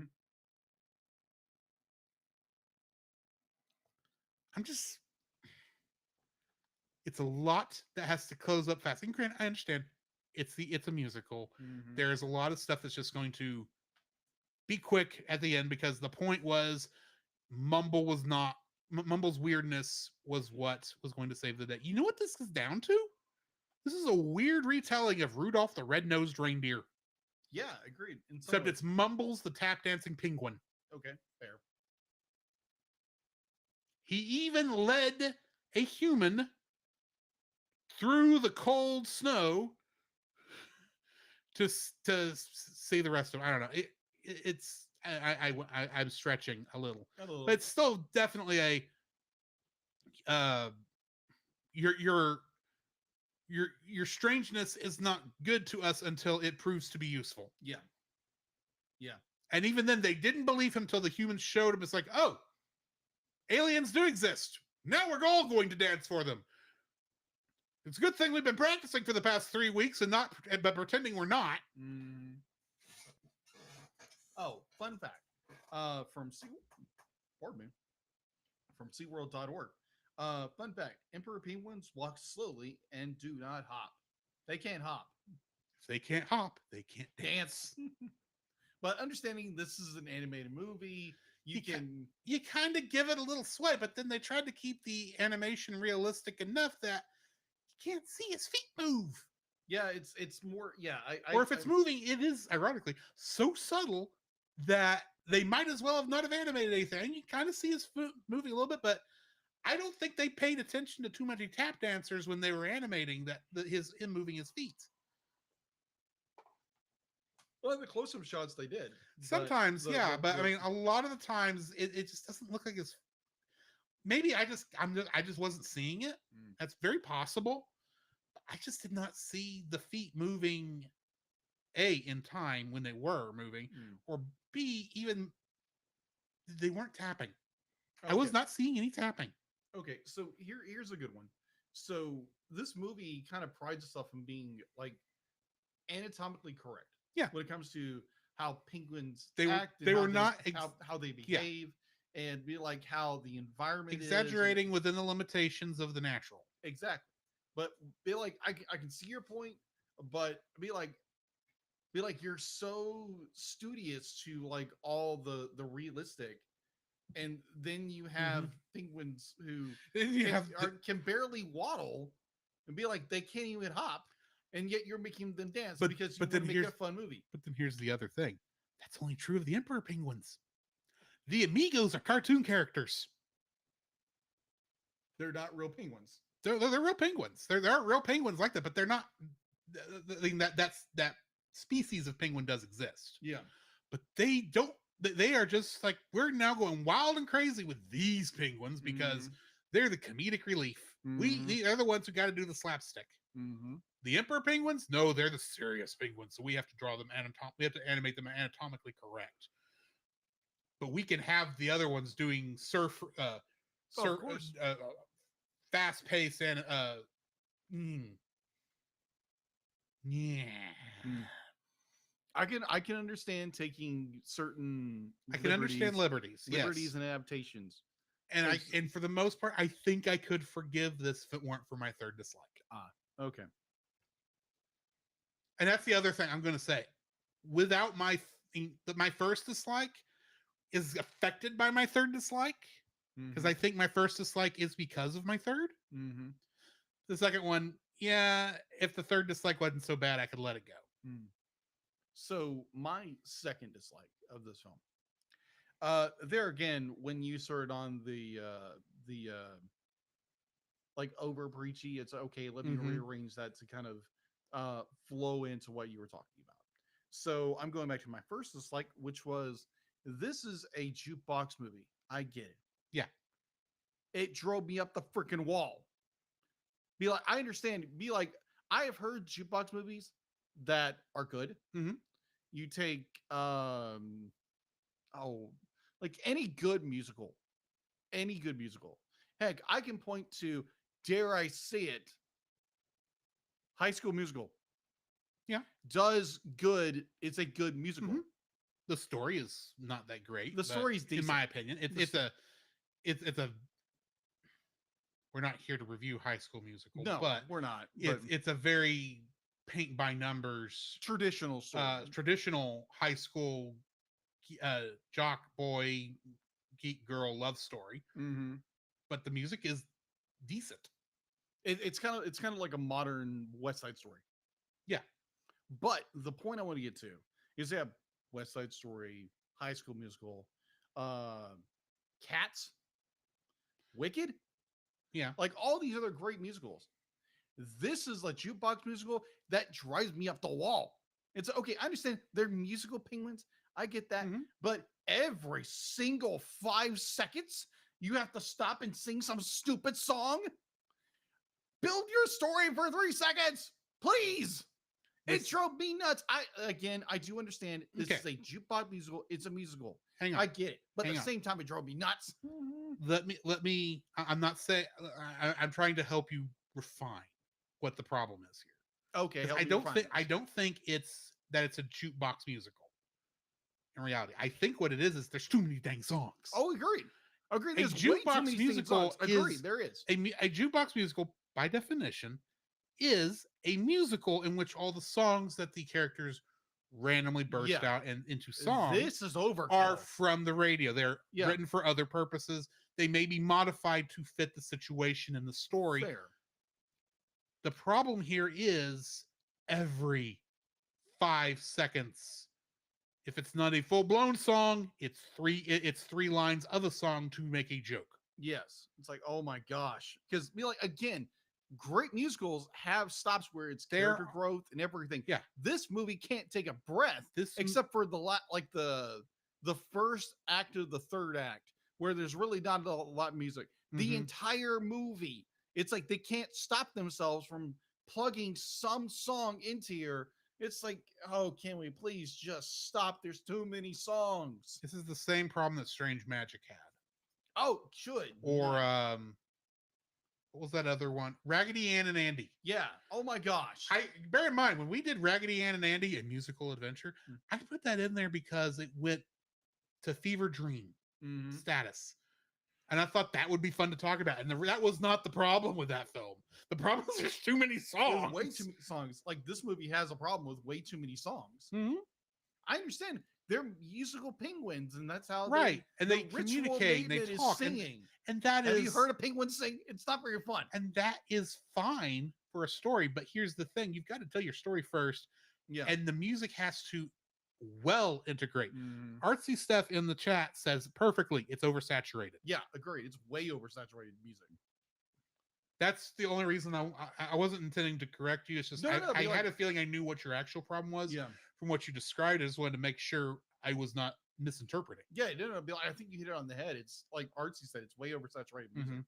It's be like again, like Drew said, there's movies where it's okay, we're gonna put this musical number in here that's not original. It's an outside source Yeah. movie coming in, but this movie, As just much as can't- I'm not a fan of the movie or the musical, as I've watched both, Mamma Mia is a much better jukebox musical than this. okay, yeah. So again, Now, this movie granted, that's a jukebox of all one artist, but still. Mm. This movie is way oversaturated, like Artsy said. It's way oversaturated with just pop songs and everything like that. It doesn't take a breath to actually try to formulate a story. It's like, oh, here's a little story. Oh, music, story, music.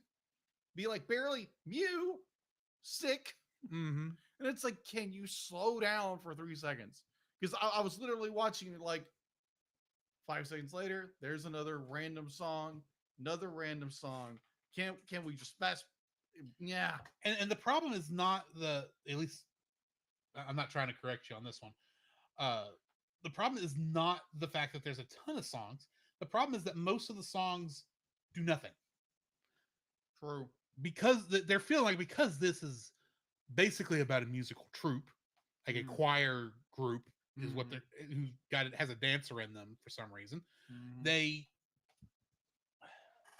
have to keep talking in song as if, and granted, you would expect like if it was a musical about a choir group Mhm. and you expect them to be singing songs every once in a while. Mm. You also expect to hear random songs in the background from time to time Right. because, and that's probably the thought process here.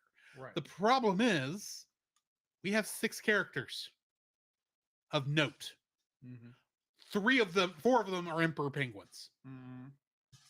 who are the ones who sing, according to the lore of this. Because the other ones, that's not in it. That's not a big deal to them. They deal with pebbles and rocks and such to attract their mates, Right. which is what I thought emperor penguins did, but apparently not. Like I said, I haven't looked into it that closely, but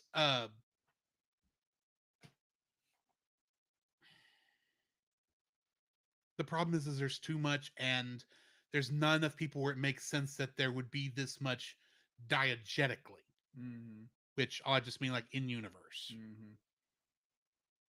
Anyway.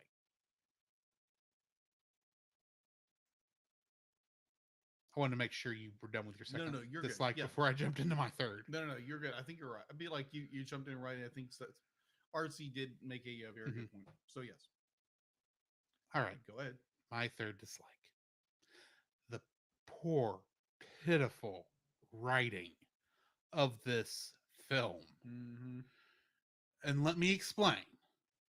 A, we said earlier that this was 2 films in one.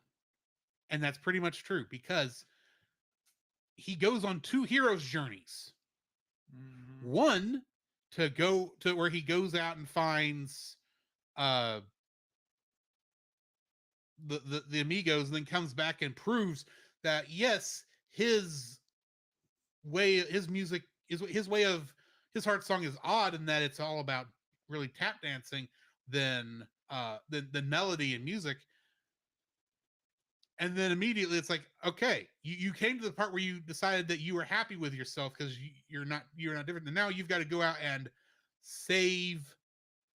find out what's going on with the fish because it wasn't good enough for the other ones. And so you go on another hero's journey to find out what happened to the fish, which means you go back to Lovelace because it went to Lovelace twice. And you go on this other journey across Antarctica.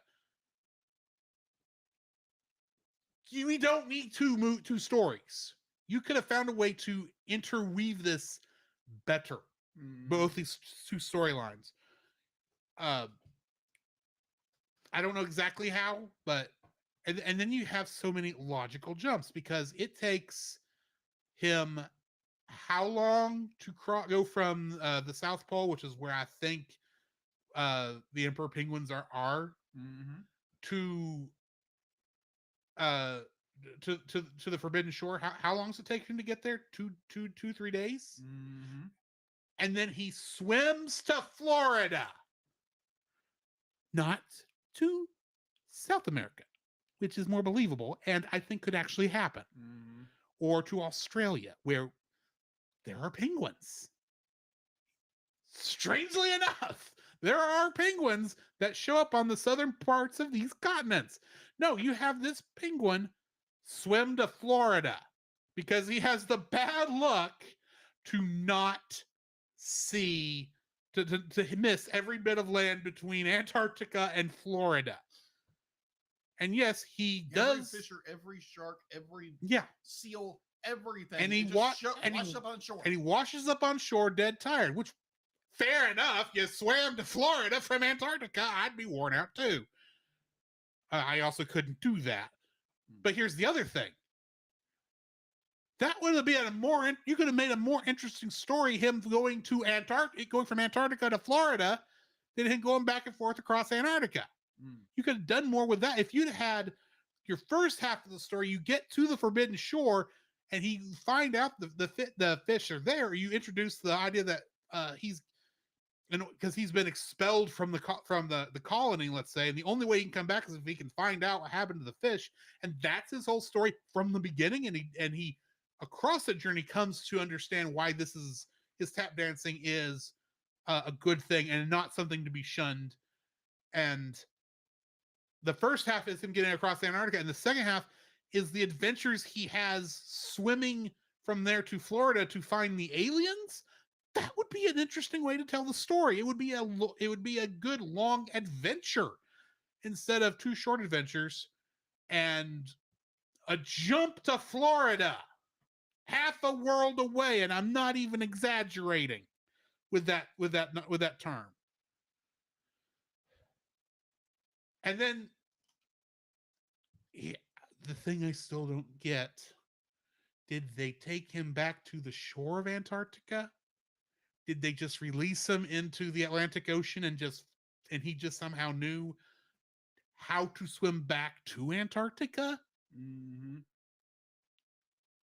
What happened? And why did you know? And if you did drop him back off in Antarctica, this weird tap dancing penguin that might be of a variant of a species you didn't know about, because that's what I would be thinking if I was a scientist and came across a tap dancing penguin. How would I know they were in Antarctica? I mean, I could guess, but what if, because since you did nothing to protect this penguin as he walked back to the middle of the freaking continent, what did you do? How did he not get attacked by, what if he had gotten attacked by seals or many other of the predators, like the flying birds that we saw, what do they call this? I don't remember what they're called, but the ones that told him about the aliens to begin in the first place. There's a lot to accept here that, granted, it's a musical. Let it go by musical logic. We are trying to wrap this up in a fast way. Tell me a good story, and you won't have to wrap it up, because it felt like it was very forced ending. because it's just that poorly written. And I still, by the end of this movie, do not care about Mumble. The hero of this story, I do not care about. I don't care about the Penguins. I don't care about Memphis. I don't care about Norma Jean or Gloria or the fat penguin voiced by a rapper or any of the 3 characters that Robin Williams played. I don't care about any of these characters. The writing is so poor that you did nothing to make me like any of these characters. You made you made Frodo whiny. You made Elijah Wood whiny. You made Robin Williams annoying. Congratulations on that, because you didn't do it just once. You did it twice. 3 times, except I didn't even hear the third one. And you annoyed me every 5 minutes because you couldn't leave the play button on your iPod alone.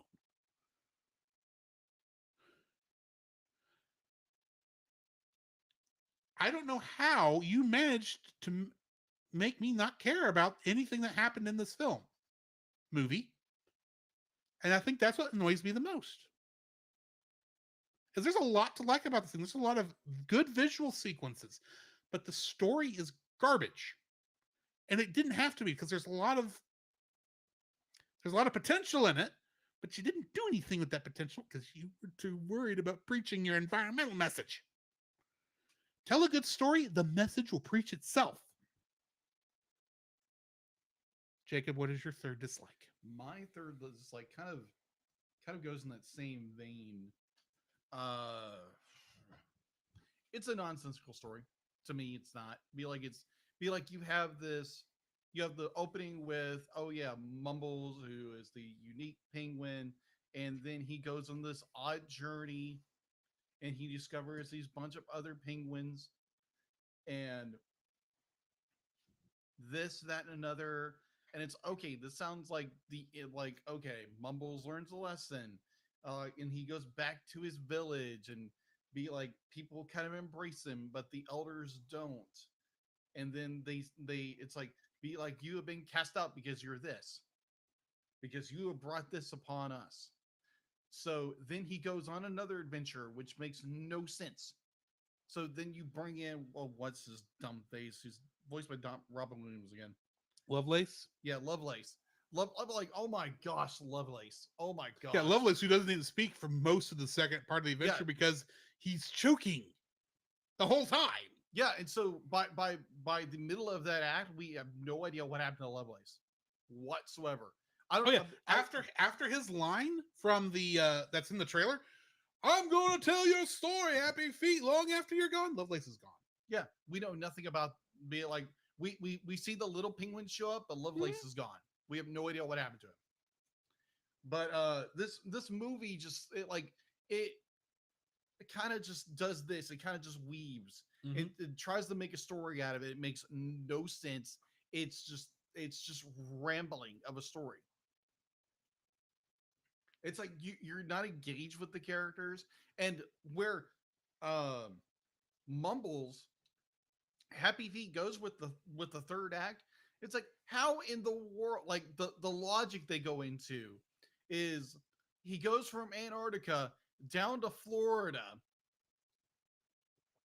and then is in SeaWorld, allegedly, goes to SeaWorld, and then the humans are so entertained by him, they don't explain how they don't explain why he was released, how he was released, how did he get back to where he originally was.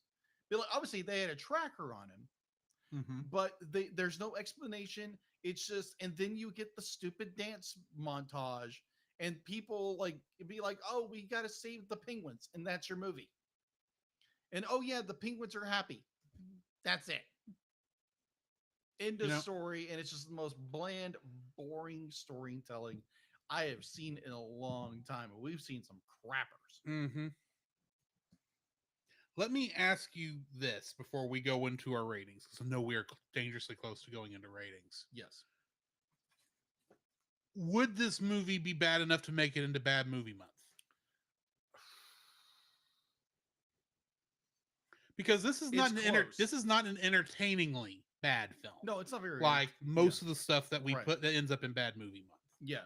This is just a There are parts of the movie that are entertaining. Other than be like the movie that just wonders and there's really no rhyme or reason they do things at the end of the movie, it's like they just chunk things at the wall and hope it works. Mm-hmm. But yeah. I really didn't like this film. I really did. So I think we should get into our rating. Yes, we should. What are you What? Okay, I'll go first. As I was waiting for you to get here from work, Mm-hmm. our good friend Francisco of the Retro Rewind podcast jumped in, and I told him that there was a very good chance that his most prophesied rating might get mentioned tonight. Oh gosh. And I've actually been debating if that was a possibility or if that was an actuality. Because I can't guess what you're going to rate it. You've got Yeah. your own ideas. Yeah. Because I'm not sure it's that bad. Yeah. There's a lot to like about this, as long as you're not trying to think too hard about it and trying to gain Mm-hmm. and just kind of letting it be what it is. Yes, it's a little preachy, but like I said, I think that's a problem of the writing, because that's more of what they were concerned of. Mm. Is it? I'm still not sure if it's really that bad, but I'm going to hedge my bets and say 3.5. 3.5. You're welcome, Roy. Okay, personally, be like, I don't like this film because the story to me makes no sense. It's way too over the top preachy about everything. Which I mean, like, it's understandable. Like, you need to like convey your message, but don't like overhand fist everything and make your audience feel stupid or at least guilty about Mhm. something. But there are aspects of this movie I enjoy. I love the animation. The animation is gorgeous in the movie. I cannot give this movie anything low in any fashion or form because the animation is gorgeous. But the story and the writing is just so bleh. Mm-hmm. Do not get me wrong. I think I don't know where the writer and director was going this, and if they're like his, oh my gosh, I love this story. Good on you. I don't like it.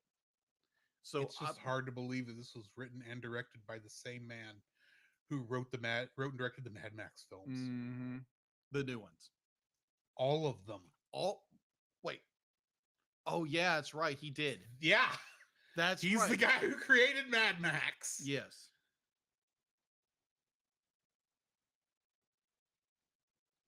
Gotcha. So yeah, I'm gonna give it a 5.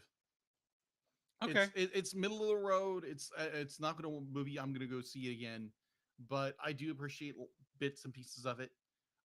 There are little things where it's like, are a lot of things I don't like about this film, but I'd be like the animation by itself is worth a 5 at least to me. Is it bad movie month? It might get thrown into bad movie month with 2. We'll see. We'll see. Next week, we have a live action film. Yes, It's a Cellcast Plus time. It's the film I thought was supposed to be this week. I think it'd be like most of us were like, could we done that film more? Yes. We are going back to a classic, one of my favorites. I don't know if you've seen it. I've seen it.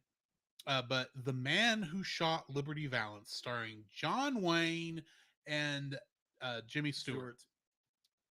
It is a very good film, and I'm looking forward to us talking about it next week. I'm planning on watching it multiple times before then. But join us next week for that. In the meantime, we're gonna play some bumpers and then talk about some Batman. Mm-hmm. This podcast is a proud member of Culture Box. Whether you enjoy geeky reviews, comedy, or original fiction, you can open up the Culture Box and find something excellent for your soul. Point your web browser to culturebox.media. Hang on. Mm-hmm.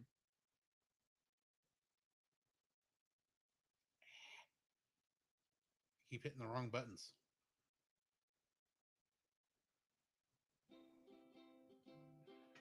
This week, we suggest checking out Retro Rewind Podcast. Every other week, you can join the Retro Rewind Pod as they travel back 15 or more years along the entertainment space-time continuum in their mission to review movies and games, establishing what is still worth your time today. You can expect fun banter and trivial insights from Francisco, Paul, and a rotating cadre of guest hosts who are all out of time. The Cellcast would also like to thank the following patrons: Ashley and Francisco Ruiz, PaulJPowers.com, The Monster Island Film Vault, and Edwin Gonzalez. If you would like to have your name shouted out on the show, some special art from Jacob, or uncut episodes, you can donate to us on the $5 level, or for an additional $5, you can force us to watch something within reason. We do still have one spot available for the year. So go donate for $10 at that level. Plus, go check out our Redbubble store for t-shirts and other merchandise like that. And go check out my good friend here, Jacob, whenever he does eventually come back to streaming art, because I know he's wanting to. He just hasn't had the time. So, and then check out me on Tuesday nights as I'm playing video games. Will probably be coming back to Kingdom Hearts soon.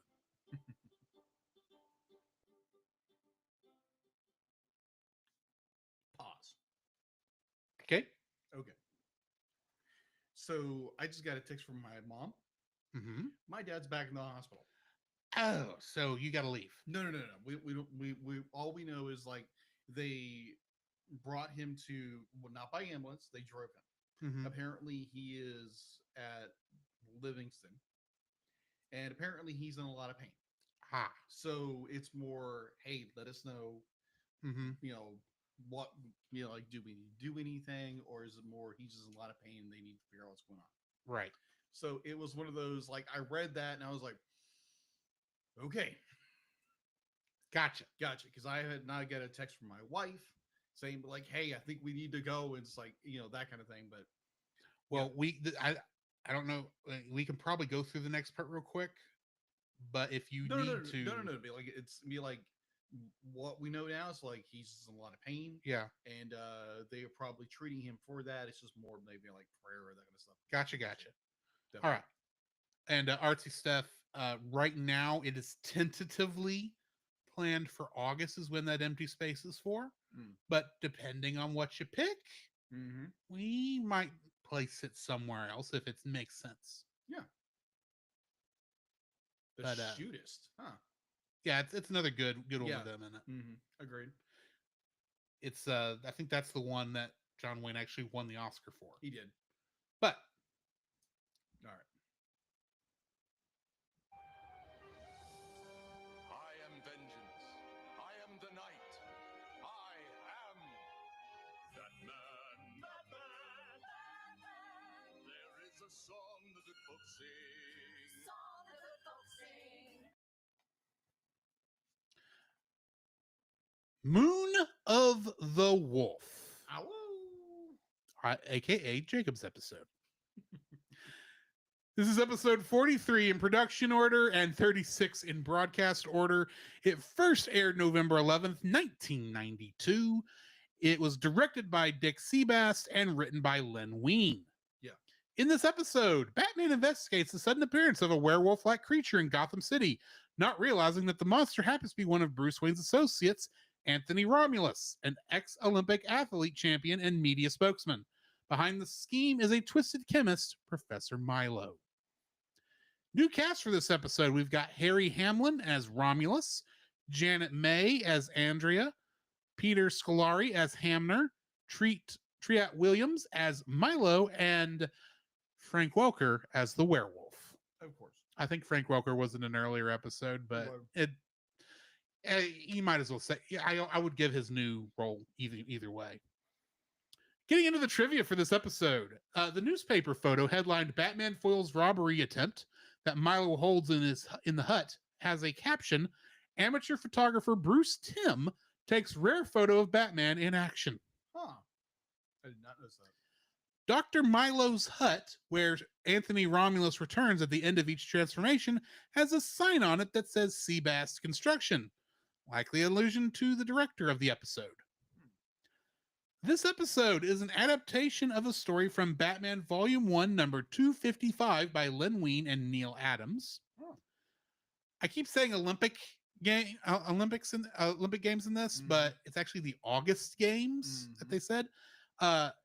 This is a reference to the games of the 25th Olympiad held in Barcelona in July and August of 1992.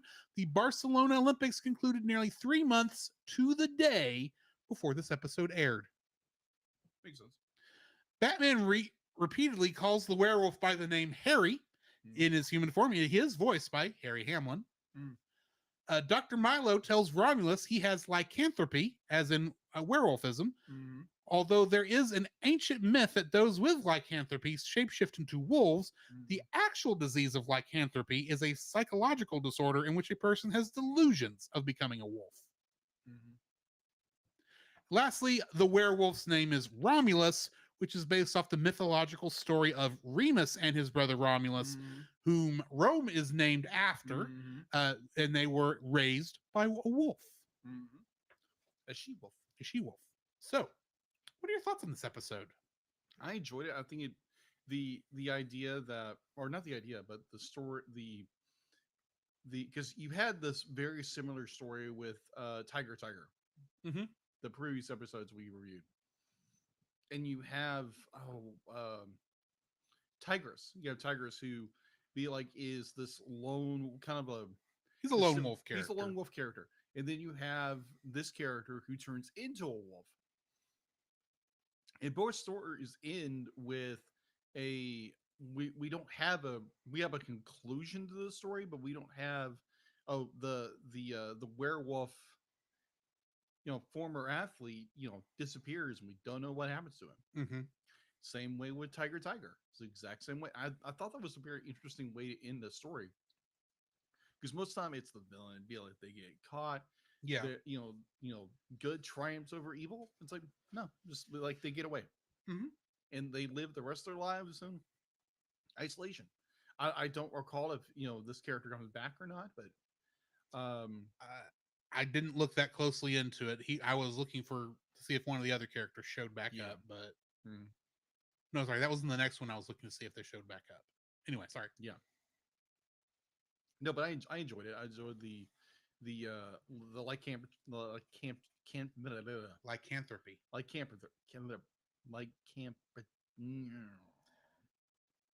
Turn into a wolf.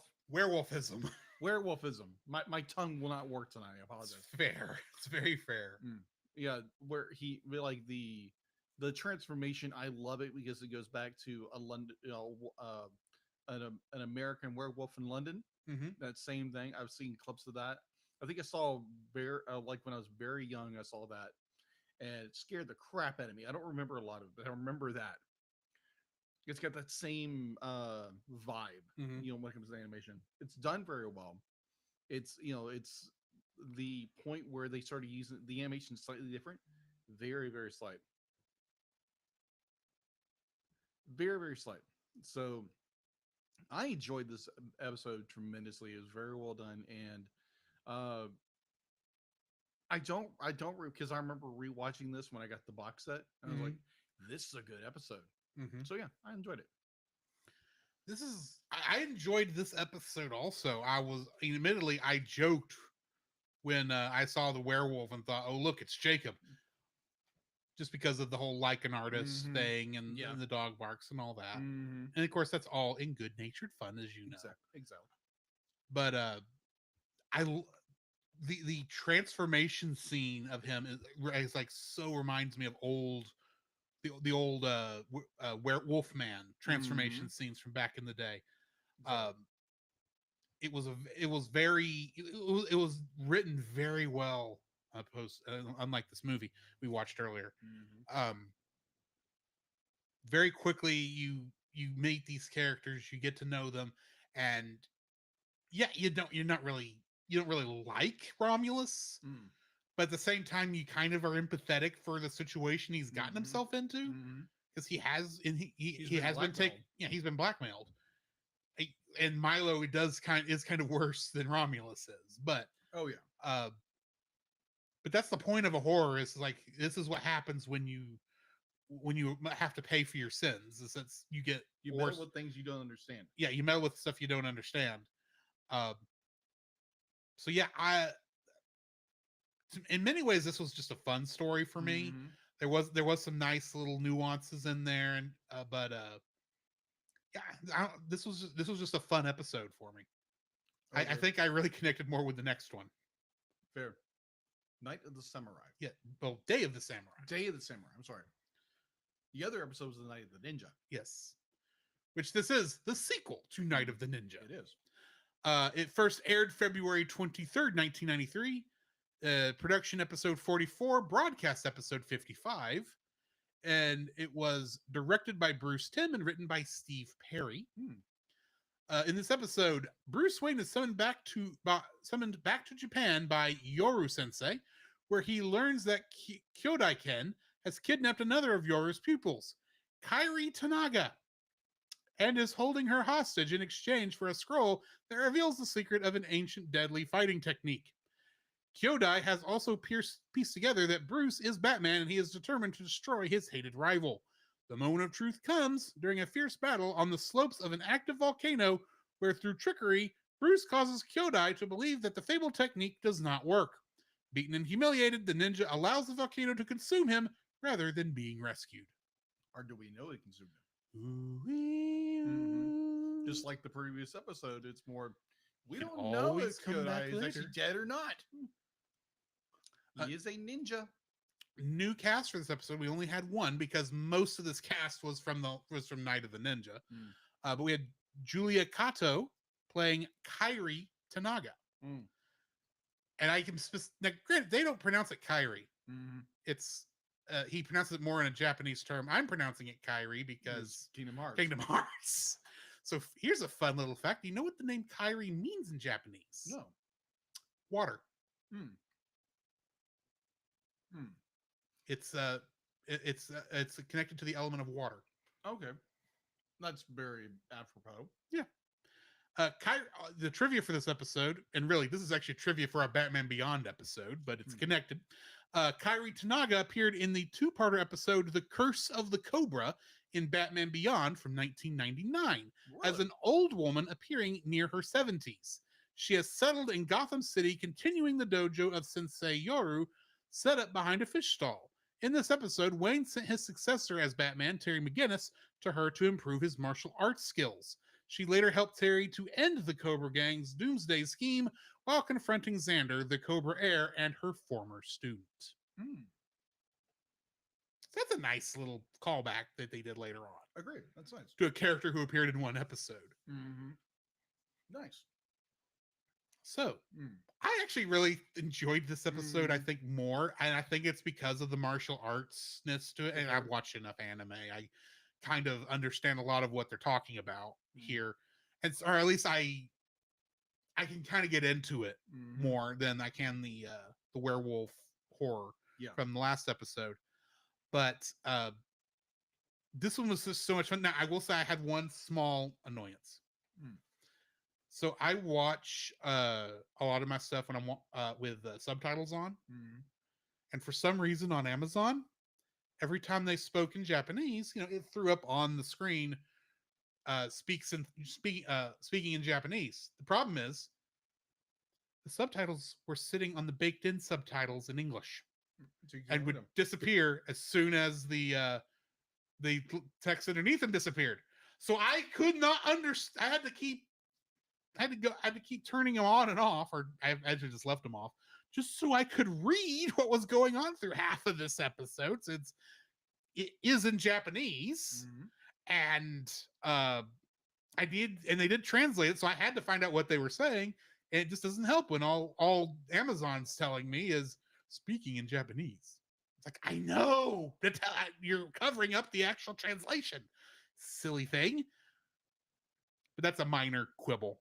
I don't know. This is I love the idea that yes, Batman is the Dark Knight, but he's also a samurai because he is noble, unlike the ninja. So I approach, and I loved the fact that we had a fight here where Bruce Wayne is actually the one doing the fighting.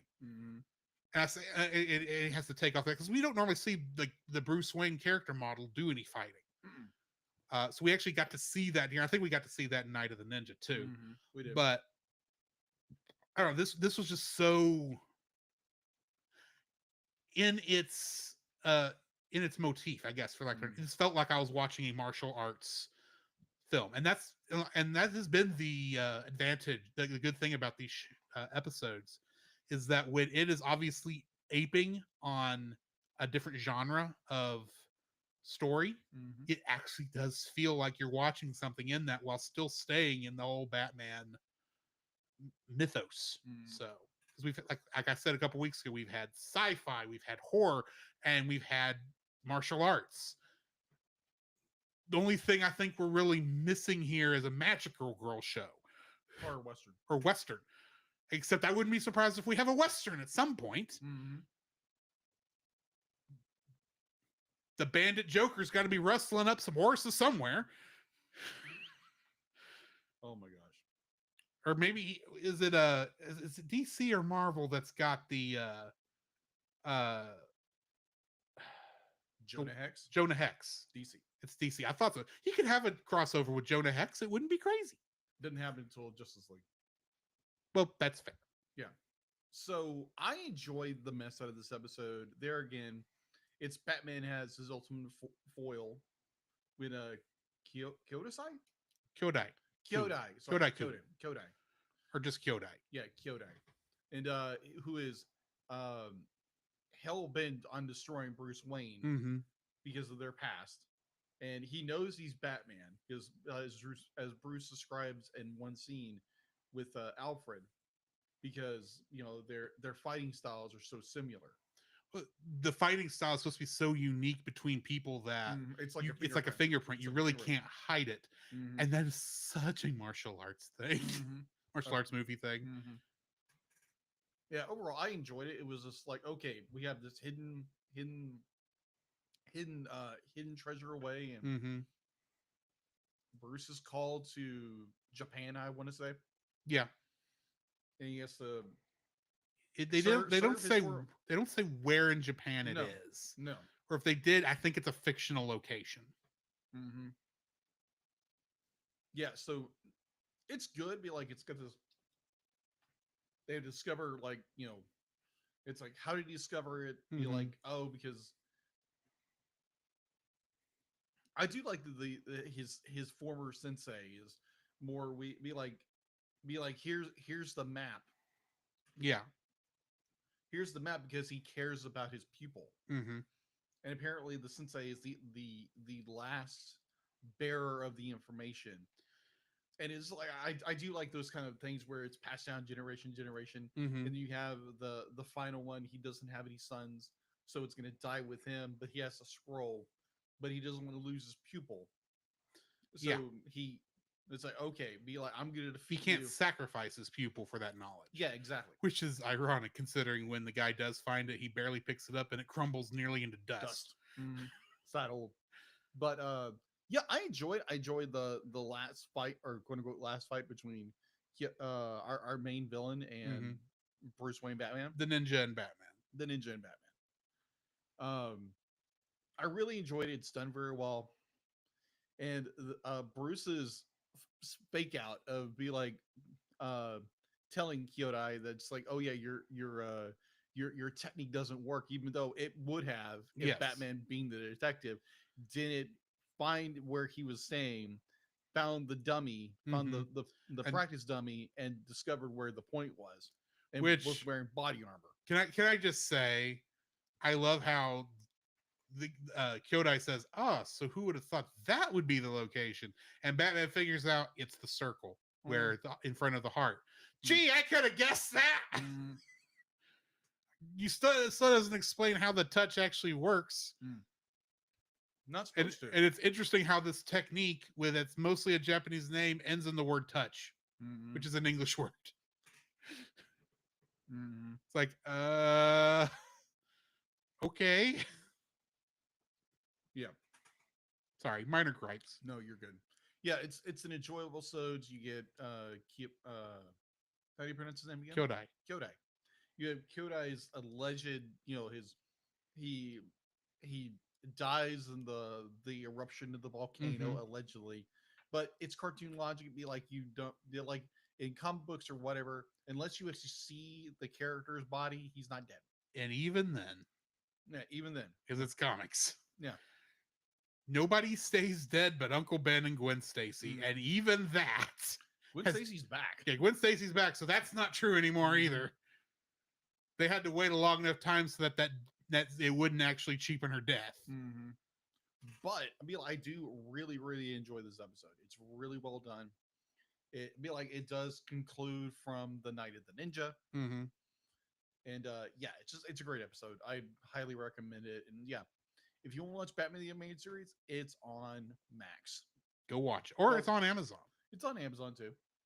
And the nice thing about the Amazon is it's in the order where we're watching it in. Really? It didn't intend it that way, but Hmm. because that was the thing when we were coming up with this order, and we eventually, or I think I more decided on You did. production order. Mm-hmm. I'll do better about asking if I run into that in the future. But either way, I didn't make that decision based on where I was going to be watching it. It just Mhm. happened to be that way. Right. Because I remember when we first looked at it on Max, it confused both of us because we couldn't find anything, and it was in a different order than we were seeing online. But we've brought that up before. Yeah.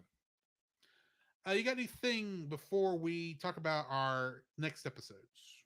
No. Next week, along with The Man Who Shot Liberty Valance, we will be reviewing the Batman episodes Terror in the Sky and another personal favorite episode, Almost Got Him. Interesting. So join us next week for that. In the meantime, this has been Drew. This is Jacob. And we'll catch you in the next frame. To follow Jacob and Drew's individual internet exploits, check out the Linktree links in the show notes. You can email us at thecellcastpodcast@gmail.com. Follow us on Twitter or X at @cast_cell. Follow our Facebook page, The Cellcast Podcast, and join our Facebook group, The Cell Nation, our YouTube channel, Cellcast, and our Rumble channel, The Cellcast Gaming.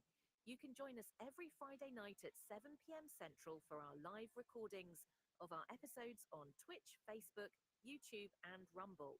You can also join Drew on those same streaming channels on Tuesday nights at 8 p.m. Central for gaming streams. You can listen to our podcast on Apple Podcasts, Spotify, or anywhere else fine podcasts can be downloaded from. Please rate and review us where you found us. Our theme song is Drop and Roll by Silent Partner. Our bad movie theme is It's Party Time by Gregory Snegoff, with additional audio from the film Titanic: The Legend Goes On. And remember, that's Cell with a single L.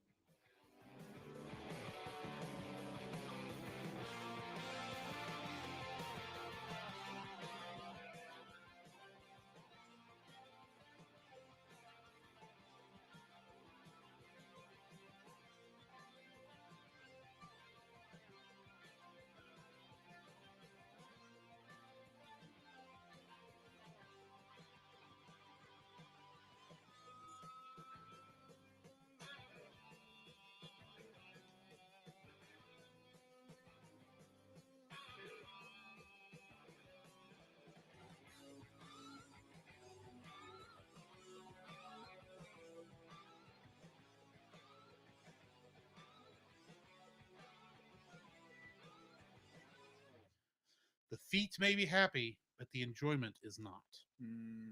Agreed. And I guess that's the end of the episode. Yeah. Thanks, guys. Appreciate it. Hope you all have a good week. I'm going to find someone for our Twitch people to raid, probably Book of Gaming, as he is but he's playing some more Teenage Mutant Ninja Turtles, which he is definitely going to be playing at Games Done Quick come August, I believe. Oh, cool. So we got the fun rose. Yeah.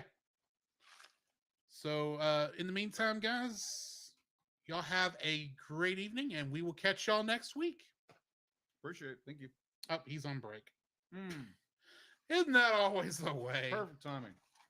Oh well, I'll send y'all over there anyway. All right. Thanks, guys.